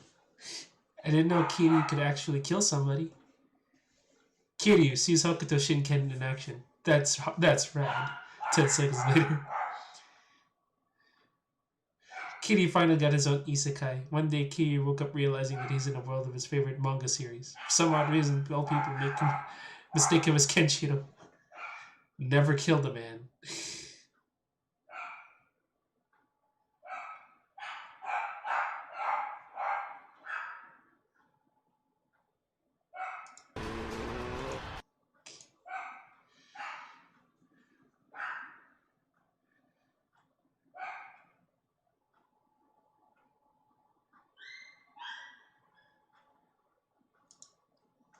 Today, we wanted to teach you a modern Hong Kong classic, fried French toast. This Cantonese version is crispy on the outside, chewy on the inside, and commonly stuffed with a variety of tasty stuff. Now, for those of you that have never eaten around Hong Kong, your very first question might naturally be why there even is a Hong Kong style of French toast. After all, why a dish that was originally Roman might have a French variant or a Spanish version is probably pretty straightforward, but a Cantonese one a little less so. See, Hong Kong-style French toast was born out of the Cantonese tradition of bingsut, or ice rooms, which originally were eateries in Guangzhou that specialized in their own style of Canto-Western fusion. Post-49, though, a good chunk of that bingsut tradition ended up moving across the delta into Hong Kong, where they were greeted with a very British system of rigid business licensing requirements. The bingsut generally didn't have the capital to swing for proper restaurant licenses, so instead they operated as so-called snack shops, which limited their menu to relatively humble fare like tea, sandwiches, and toast. So when it came to making a French toast, those snack shops ended up developing a much more economical in Asia variant. For the coating, they'd skip the milk, and for the bread, they'd use that more chewy sort that you can find at Cantonese bakeries. But to counteract that bread's intrinsic sort of softness, they'd shallow fry it till crisp, then serve with butter, honey, or condensed milk. So then, for you, when it comes to bread, to make this dish, you want something cheap, chewy, and mass-produced. Save your homemade or bougie artisanal bread for some other use. Something with a bit of chew like potato bread or Wonder Bread is absolutely perfect. And while this can be a bit stale, unlike the Western style, it doesn't have to be. Now, using that pre-sliced bread, we will need to add a bit of verticality to the mix, and this is where our stuffing is going to come into play. We'll be sticking 3 slices of bread together using that ultimate sandwich glue, that is, peanut butter. Here we used a tablespoon's worth for each toast. Now, when frying, the crust ends up getting a bit overly hard and tough, so just cut those off, munch on them as a snack for the cook, and this toast is ready to go. Of course, while peanut butter is the classic stuffing here, obviously it's far from the only choice. Another common sight is Ovaltine toast, which uses Ovaltine spread for the stuffing. To balance its sweetness, though, we do suggest adding an 1/8 teaspoon of salt to your tablespoon of Ovaltine spread. And for us, we also like to smear a touch of peanut butter around the edges to help everything stick a bit better. Now, to fry, I do know that whenever we deep fry in a wok, the percentage of you that actually end up making these recipes plummets into like the single digits. So fear not, today we'll be shallow frying in a pan with about a 1/2 inch of oil, which is another classic setup for this in Hong Kong. So just heat that up over a medium flame, and as that's going, toss in a 1/2 teaspoon of salt in with 3 or 4 eggs, and beat that real well till no stray strands of egg white remain. Then add your prepped toast to the egg, leaving it there for about 5 seconds so that the egg will absorb a touch. Then twist it all around, being sure to cover and absorb each side with egg. Then once your oil's up to about 140 centigrade, or when it's bubbling around a pair of chopsticks, toss in your bread. Now, you'll want to dip each of the sides in at first for about 10 seconds or so to seal up those edges. Then you can drop the bread in. Keeping everything around 140, let that go for 2 minutes, then flip it. This side is going to be our show side, so your goal here is to get the top there evenly golden brown by continuously spooning the oil in that pan-basting sort of hand motion. Then once that side is nice and golden brown and everything's starting to puff up a bit, after about 90 seconds, optionally further brown those sides there for good measure, then take it out and toss on a baking tray. Now, to serve, we really like smothering it with condensed milk, but honey or golden syrup are 2 other classic choices. Then just toss on a knob of butter, and with that, your peanut butter stuffed French toast is good to go. Then for that Ovaltine stuffed one, a common move is to serve by dusting it first with a bunch of Ovaltine powder, then hitting it with condensed milk or your syrup of choice, and of course, that mandatory knob of butter. Now, peanut butter and malt chocolate aside, if you've been to Guangdong anytime in like the last decade, you'd know that these days, one of the most popular stuffed French toasts is a gooey salted egg yolk version. So we wanted to teach you that one too. I know, It's right? not difficult, but it is a bit more involved, because you will need to make some of this salted egg yolk filling in advance. Now, if any of you have watched our dim sum custard buns video, this is basically the same thing as the gooey filling over there. Just start it off by mixing in a half teaspoon of Cantonese rose wine in with 2 salted eggs, and steam those covered for 10 minutes. Then just take those out, toss on a chopping board, and smash those flat. You want to do a real bang-up job making sure that this is nice and pasty though, so take your time with it. You're looking for something much like this in the end. Then next, to a bowl, toss in 20 grams of sugar, 5 grams of instant custard, 10 grams of milk powder, half teaspoon cornstarch, 20 grams of coconut milk, 20 grams of condensed milk, and mix well. Then on your stove, toss 65 ml of water to a pot, and to that add in a half teaspoon of gelatin powder. Mix that over a medium-low flame till it's dissolved, then add in 30 grams of butter. Once all your butter's melted, add in your bowl of stuff from before, and continue to cook for a minute or two till that's all combined. Then heat off, add in the mashed salted egg yolk, and give that a real good whisk together until the egg's evenly incorporated. Then just transfer over to a plate, cover, and let that set for a couple hours in the fridge or 30 minutes in the freezer. Now, we should say that what we just made there ends up giving you a more gooey salted egg yolk filling. But if you get this outside at Chaosanting, the filling is generally much runnier. We prefer ours gooey, but if you disagree, just cut out that cornstarch and knock the gelatin quantity in half. Now, to assemble this one, we'll be cutting out a hole in our middle slice, then sticking these together with the peanut butter. Then just toss in as much salted egg yolk filling as will fit in your hole. Then cover and cut off the crusts just as before. Then dip that into your beaten egg just as before, and fry in 140 centigrade oil just as before. The only real difference here is that you really got to respect the fact that you do have a lava-like cauldron of liquid goo nestled inside your toast that's frying in your non-insignificant quantity of bubbling oil. So don't push it. Once it's just starting to puff, take it out and don't bother further browning the sides.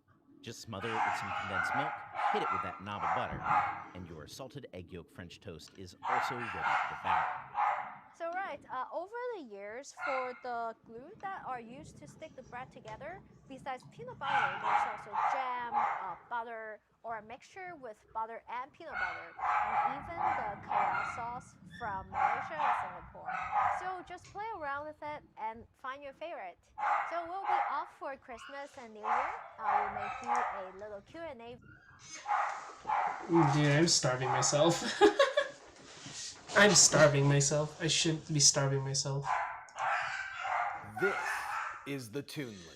It goes by a bunch of different names. One of them is the beef and onion plant. Now, I've been really excited to try this out ever since I saw a Weird Explorer give it a try. I contacted Wonderlust Nursery to see if they could send me some, and Wonderlust incredibly agreed to send me over what they had.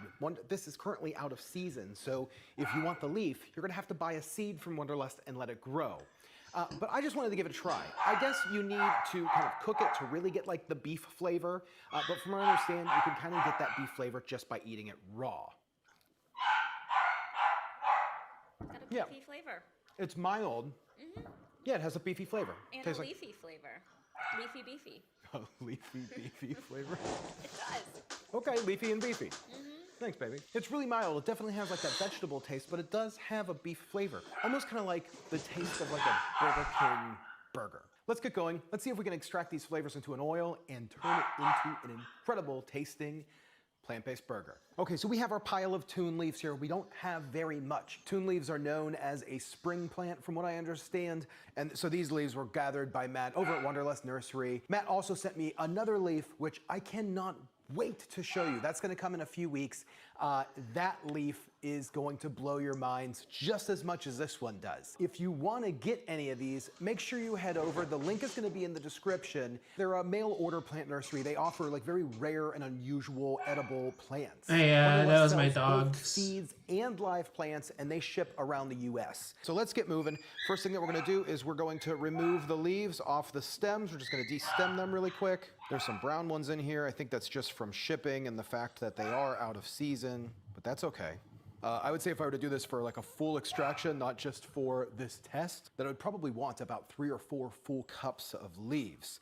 That's okay. Again, this is just a test. I really just want to see if I can extract these flavors to really make this taste like a burger. So first things first, we're just going to give these a pretty rough chop. I'm pretty happy with the way that that looks here. I think that's a good mince, a good chomp. Now with most organic compounds like a leaf or something like that, the best way to extract flavors or extract properties is through an oil extraction. That's gonna be really simple. I'm gonna use coconut oil. It's a very low smoke point, but it does have a nice fat ratio, so it should pull out some of these flavors. So we're gonna throw about a 1/4 cup of coconut oil into a saucepan on a very low, kind of low medium heat. We don't wanna fry the leaves. We just want them to slightly simmer in the oil. Once the oil comes up to heat, has a nice shimmer to it, go ahead and throw the leaves in and give it a constant stir for about 20 to 25 minutes. At that point, you should be able to kind of pull your spatula off, let the oil cool down just a bit, give the oil a taste, and see what kind of flavor you have. I just took that off of the heat. Wow, it does everything kind of smell pretty beefy in here. It's a little wild about how beefy that smells. I gave it a little taste just to kind of see, and it still has that like same, almost like Burger King style burger taste. It really does taste meaty. It's really shocking. Let's put together a TVP burger, just something really simple. We're not gonna throw a ton of ingredients in it. We just need a binder, a base, and a color, and then I'll throw that in as the flavor. So we're only making a small portion of the burger because we don't really have that much tune leaf. So we're gonna do a 1/2 cup of TVP, 2 tablespoons pea protein powder, about a 1/2 tablespoon of methyl cellulose. I'm gonna do just a little bit more than 1/2 tablespoon because a smaller amount, it might not bind together really well. 1/2 teaspoon beetroot powder. So I know this oil won't emulsify that well because of all of the leaf, which we're gonna keep in there. I want those leaves in there. It's gonna add, you know, just more of the flavor to it. But we're just gonna drop this leaves. I have about a little less than a 1/2 cup of water. Now this has cooled down, but we're just gonna drop that oil into the water and then give it a nice little stir. Again, it won't emulsify. We just wanna get the water mixed through the leaf as much as possible. The leaf should help it mix up. At this point, we just need to mix our tune leaf oil and water mixture together with the TVP. This is the mixture that we have so far. It's looking kind of meaty. It does smell a little meaty. It does have that meaty smell. So I'm just gonna throw a lid on this and let it hydrate up for about the next 20 or 30 minutes. That's gonna allow the TVP, the methyl cellulose, and everything to kind of suck in all those liquids and fats and all that flavor. Remember, all of the flavor in this burger is gonna come from the tune leaf. Once this is done with 20 minutes, we'll just go ahead and form it into some burger patties. I'm just gonna season it with some basic salt and pepper, throw it in the frying pan. We're gonna fry that up for just a few minutes. I mean, look at the way these things sizzle. Awesome. Once that's all fried up, we're just gonna throw it on a bun. I'm gonna eat it very plain. I just wanna see if this has a burger taste. I mean, look at this thing. Look at it. So excited about this burger. Now we know TVP makes a really good burger with its binders and everything, and we know that we get a good color out of the beetroot, but can we extract those beefy flavors from tune leaf to make a good tasting burger? Wow, that was unbelievable. Now from the amount of tune leaf that I had and the oil that I had, I was able to extract enough flavor to flavor enough oil to make about 2 burgers. I know if I were to do it again, I would double up the amount of tune leaf to really get that flavor. And I would remove the leaf from the oil. I'd really extract it. Probably run it through like a sieve, like a nut milk bag or something. Maybe even blend the mixture. And then maybe even emulsify the mixture like I emulsify my fat pucks. This was really just a test to see if we could get that flavor, and we could. That is wild. What is TVP?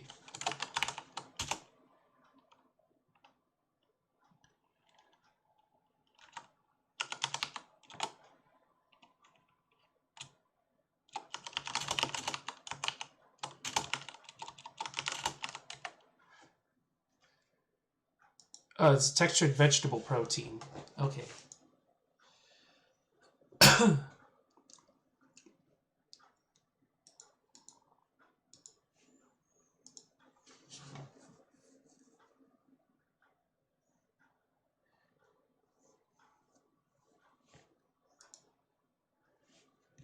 Huh. It's essentially ground beef, but you just have to reground them and do a lot of stuff on it. Interesting. Imagine a pool versus Charizard. Yo. That's brutal. Can't just get a pool. What the heck is this? Best Girl Yago himself says launch of new service and recruitment. But there's so much more to what he posted. It also gives us a lot of insight into the future of HoloLive. I'm really excited that he posted this, to be honest, and shout out to John as well for the tag. Let me take you to the article. So check this out from the top. And I also love this because it's so brief and to the point. You know, I complain all the time about journalists these days and articles that are like... HoloLive was launched as a live distribution service December 2017. We changed to a facial expression tracking service. So much text. This gets right to the point. It's great. He says, this year's goal is to launch a new service. HoloLive was launched as a live distribution service in December 2017. It was an advanced service that allows you to AR project and watch the distribution. Now that sounds very futuristic and cool, but I guess in the business workplace at the moment, it wasn't necessarily something they were able to really capitalize on entirely. So then they say, but since there was no need, we changed to a facial expression tracking type service in April 2018. However, this service is also rarely used by the general public, and we have evolved it as a service for the talents we belong to, and the company has also focused on VTuber production. Now, it's interesting phrasing, because you have B2C, business to consumer, and B2B, business to business. I would imagine there might be some AR projection service that B2B people might like for meetings and things like that. But again, it sounds cool, but I guess if you can just use a Zoom call or something, then you'll do that instead of doing like some AR projection, right? So there you go. Now, continuing on. What you can do because the number of talents and fans you belong to has increased. In this way, until now, even if a service was created, it was difficult to establish it because there were few talents and fans who would utilize it. So on the flip side, we can also read this as, now that the community has grown, now that the talent roster has grown, now that the company has grown, it's kind of becoming, I always blank out on this term, exponential growth. There you go. It's kind of becoming exponential growth in a way. Now, on the flip side of it, I think they also have a weakness there because at some point they're going to be cutting into their own fans. Like you might have a fan for one stream, and actually this is partially why I think we see a lot of HoloLive streams not coexisting or overlapping, because at some point you're going to be taking fans away from one streamer to the other. But I think that's not a huge issue overall. There's enough people out there that it's not going to be a huge issue. It's just a slight concern. Now, continuing on. However, I think there may be services that can be established only because the number of talents belonging to them has increased, such as Hollery, which started the service in December 2019, and I would like to take on the challenge. Metaverse and the fan community themes. Through the operation of HoloLive production, I have felt the possibility of crossing the borders and ages of 2D characters. That part. I don't know what he means about the ages there. I would like to utilize my knowledge so far to develop a service that allows anyone to live online as a two-dimensional character. Is that the ultimate goal of HoloLive, then? To make everyone in the world a VTuber? Or as they put it, a two-dimensional character? Well, no more real bodies. We will all become two-dimensional characters. It's the secret. I would love to have a better in the so-called tracking. Metaverse, I'm kidding, by the way. In the so-called Metaverse area, I am thinking of virtual live and online games in which the talent belonging to HoloLive appear. Now, this is something I've talked about in the past, and I thought that was a great idea. I mentioned that they should do live events, and they've already done, I think, one, and the other one would have been live, but then you had the World Health situation, so I think then they did two more after that were virtual, if I recall. But they also bring up games, which is a discussion we had very recently about that scam Kickstarter. The Kickstarter was a scam for this HoloLive game, but the premise for a HoloLive-based game in of itself is not a bad idea. So there is a lot of potential for this company, and that's part of why I love HoloLive so much. I mean, the idols are fun to watch, but as a business, I find HoloLive and Cover Corp extremely interesting. And not even just for the VTuber part. I'm curious to see if they pivot back to the AR stuff at some point. I'm curious to see what their ultimate goal is. Like, we're talking here about the two-dimensional character thing, but that's the HoloLive part of Cover Corp, to my understanding. They have so much potential. I'm really excited. I think it's a really interesting company to follow and keep track on. Continuing. Also, although it has become available to many fans around the world, I think there are situations where communication is difficult. We would also like to consider launching a community service that can solve this problem. So I'm kind of assuming that's coming back to how they rely on so many translators for things, and sometimes the translators are great. Sometimes you hear reports that the translators did a scuffed job, and things come up. So maybe that's what he's referring to there, finding a better solution to that. He adds, in any case, it's a long way to go, so I'd like to work on it carefully. Continuing on, we are looking for human resources to launch a new service. When launching a new service, we are actively recruiting human resources from people in other industries, such as the app and game industries. Please feel free to apply. So they're looking for a recruitment of directors for virtual live games and community apps to be in charge of that. And Metaverse PJ started. Not too sure what that part means, to be honest. Looking for engineers to produce online games directly under the CTO. Well, I guess that explains some of it. And then expand the possibilities of VTuber culture with your help, recruitment of technical artists, and recruitment of 3D CG modelers in charge of VTuber character and background production. Now, this is the most interesting one, in my opinion, out of the bunch. Again, I'm a bit excited here, too rambly. But I assume they already have a lot of, connections with people that do 3D rigging and models. So, 3D modelers in charge of VTuber's character and background production. If I'm reading it right, they're looking for more of those even. Does this mean we're going to see like a massive step up in the debuts that we're going to see? We see like HoloLive EN Gen 2 coming up soon or something? Maybe not soon, but they might be preparing to launch just like bombardments of debuts in the somewhat near future. Just some food for thought. I think this is really, really interesting stuff all around. Let me know what you think in the comments, of course. Going back to the weakness thing, let's end the video with a very scuffed, brief SWOT analysis. I'm not going to write anything down. I'm just going to kind of ramble here at the end. But strengths for HoloLive. Well, certainly they are the dominant company in this industry right now. There's also Nishi Sanji, who has a huge roster, but I think it's fair to say that HoloLive is still the dominant one. Some people who know more about Nishi Sanji might refute that point, and it's fair enough. I could be wrong on that. But I think overall, HoloLive is dominant. At the very least, they certainly seem to dominate the English part of VTuber fans, and they seem to constantly be bringing new fans on. So that's certainly a strength. On top of that, you just have the fact that their community is rather tight-knit. You got people that will translate for free, as we've seen. You got countless fan art that is done for free as well. What I'm getting at, the cost is not really the main point here. The main point is that it's a strong community, and there's a lot of cool interactions there between the fans and the talent and all that. Keeps people interested, keeps people in the loop, curious to see what comes out next. And weaknesses, you have, like I mentioned, the potential of overlapping talent with their streams, and that might subtract viewers from some or another. But again, I think that's a minor weakness, not too big of a deal. Overall, there's enough fans that's not really going to affect things, and they seem to be offsetting that very well so far. Another weakness, in my opinion, is their reliance on YouTube, and that is a big weakness, in my opinion. That might be one of their biggest weaknesses, their reliance on YouTube. They seem to be fully reliant on it. Now, at the same time, I don't know what they could really do about that. I mean, the obvious answer is make your own platform. Well, easier said than done, right? I mean, we hear that all the time for various different topics. But look at it like this. Hypothetically, if HoloLive/CoverCorp makes their own platform for their streamers, what are the benefits of that? Well, they don't have to pay YouTube their cut anymore. No more of that. At the same time, they would lose the benefits of like the YouTube algorithm putting the streams on the sidebar or promoting them. So there are also internal benefits to being on YouTube. It's not all a weakness.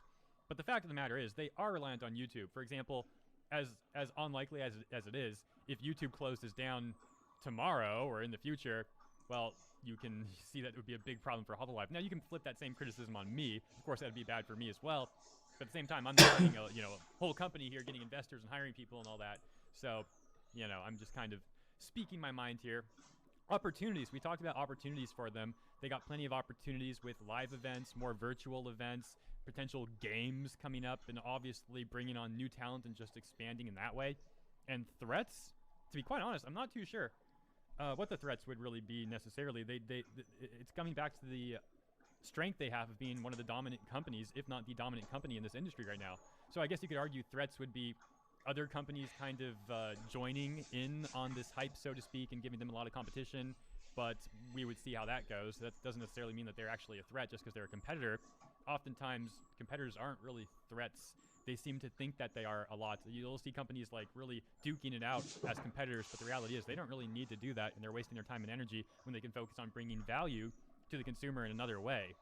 So that's a whole separate topic, though. And to get a little more specific about what I said earlier, just the general company expanding, well, I mean, specifically, we can see more generations for other countries that they might expand in. Recently, we had another generation launch for Indonesia that's been going very, very well. Before that, as you know, EN, of course, so maybe we see them continuing to branch out into other markets. Certainly seems likely. But ultimately, it just takes me back to saying I'm just excited to see the future of this company. Now, don't get me wrong. Months back, I did make a video, The Downfall of Virtual YouTubers, but that was more so talking about the community becoming more toxic than ever. And in my opinion, that was absolutely the case. That was right, but it wasn't the downfall of HoloLive, just to be clear. I've been thinking that HoloLive has an interesting direction, although I've speculated they might shift out of the VTuber stuff a bit and focus more on the AR and that tech stuff later on in the future. But yeah, we'll have to wait and see, I suppose. Right now, they're certainly going full speed ahead with the VTuber stuff, so very exciting. Thank you for tuning in. I hope you find this exciting as well, and I hope you have a great rest of your day. I'll catch you tomorrow. Peace. Augmented reality. Shit. Would I like to be 3D rendered? That'd be kind. That's for show. God, my dogs are so noisy.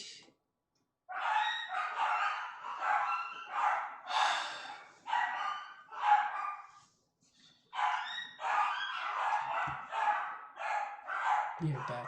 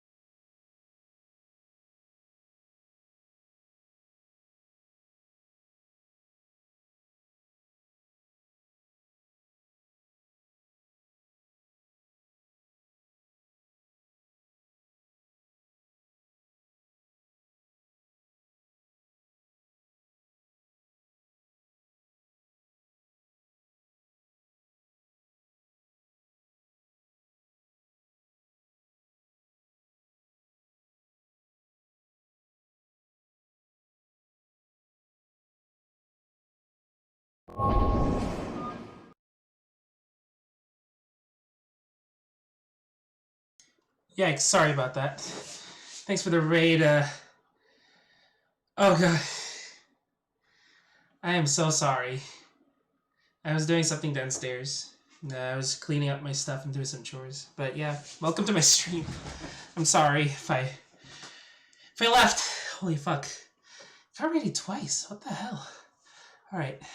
I'm just gonna eat this buttered toast and we'll just continue to watch memes.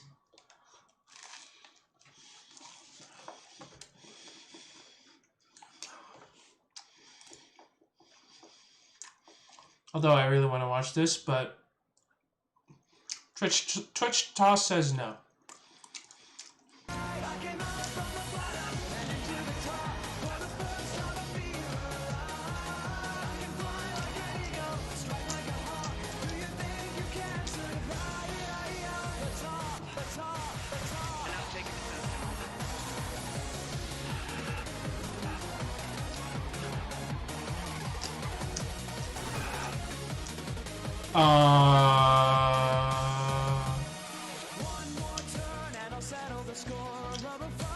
Well.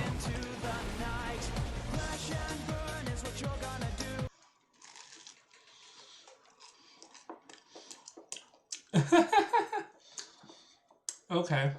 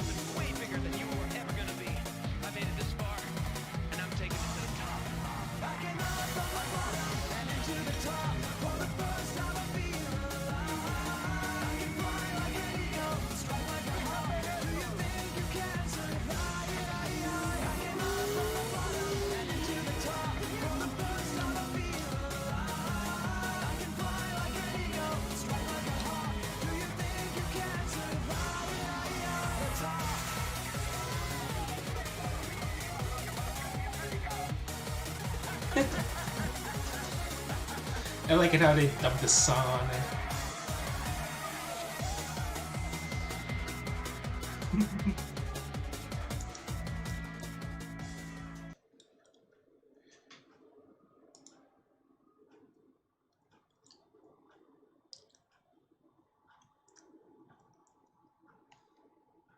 I bought the whole speedometer. I'm gonna use the whole speedometer.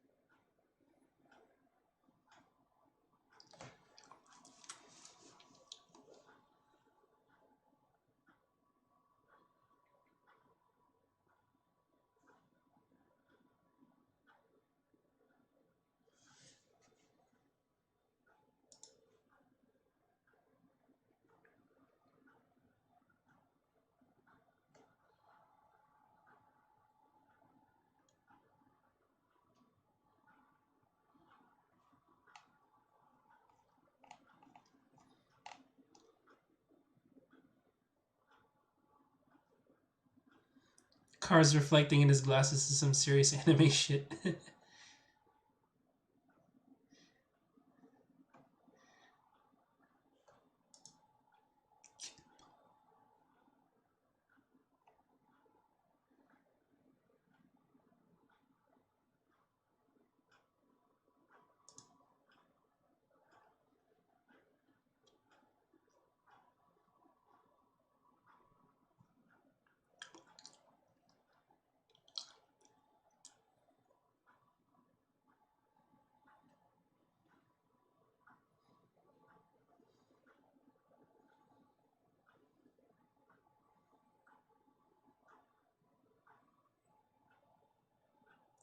Ken Miles entered the Fujiwara zone.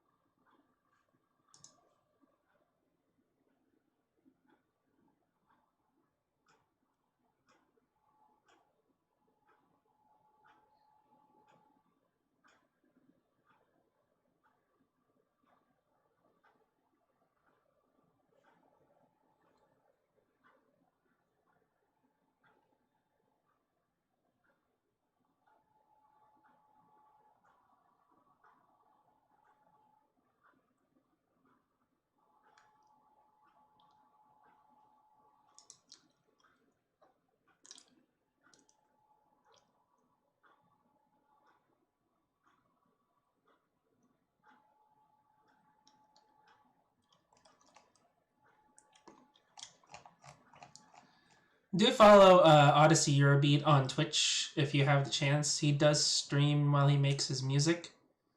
Yeah, he still makes awesome stuff.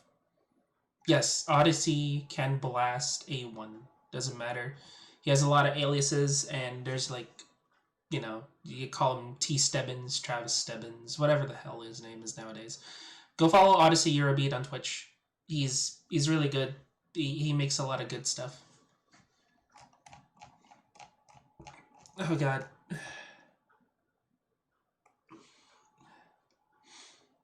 You know what? I'm just inspired. I'm inspired. Hang on a second. I'm inspired. Give me a second here. Someone DM me.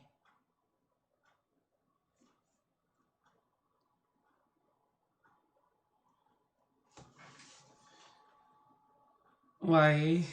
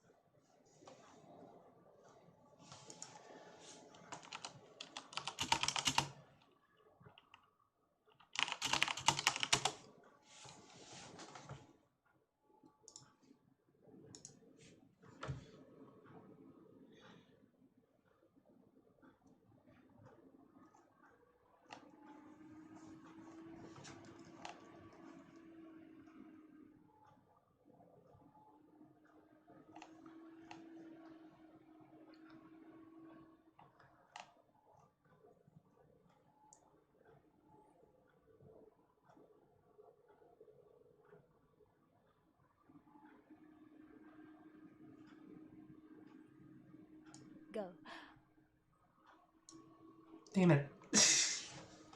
I'm not gonna blink. I'm not gonna do it. Oh fuck.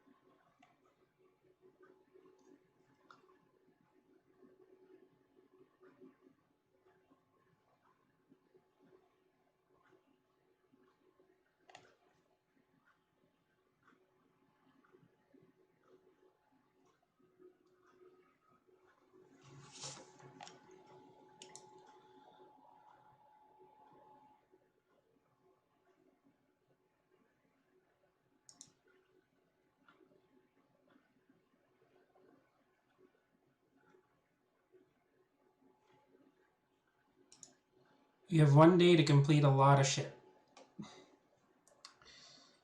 So we'll try to complete a lot of shit first. And we'll try to just get all of this done. Avo 6 GSR.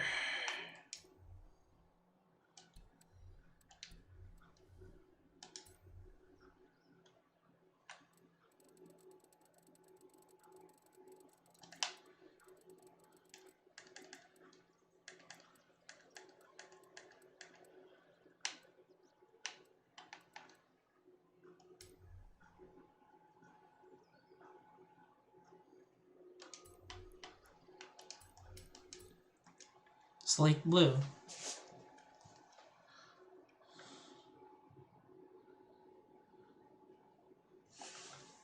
Comes out as standard B class and it cannot be S1 perfectly. However, we can A class this pretty little thing.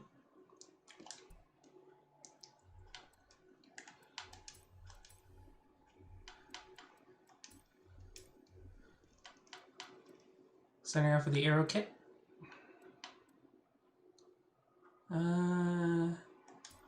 Yeah, let's go for the non-Grand Sport Rally edition.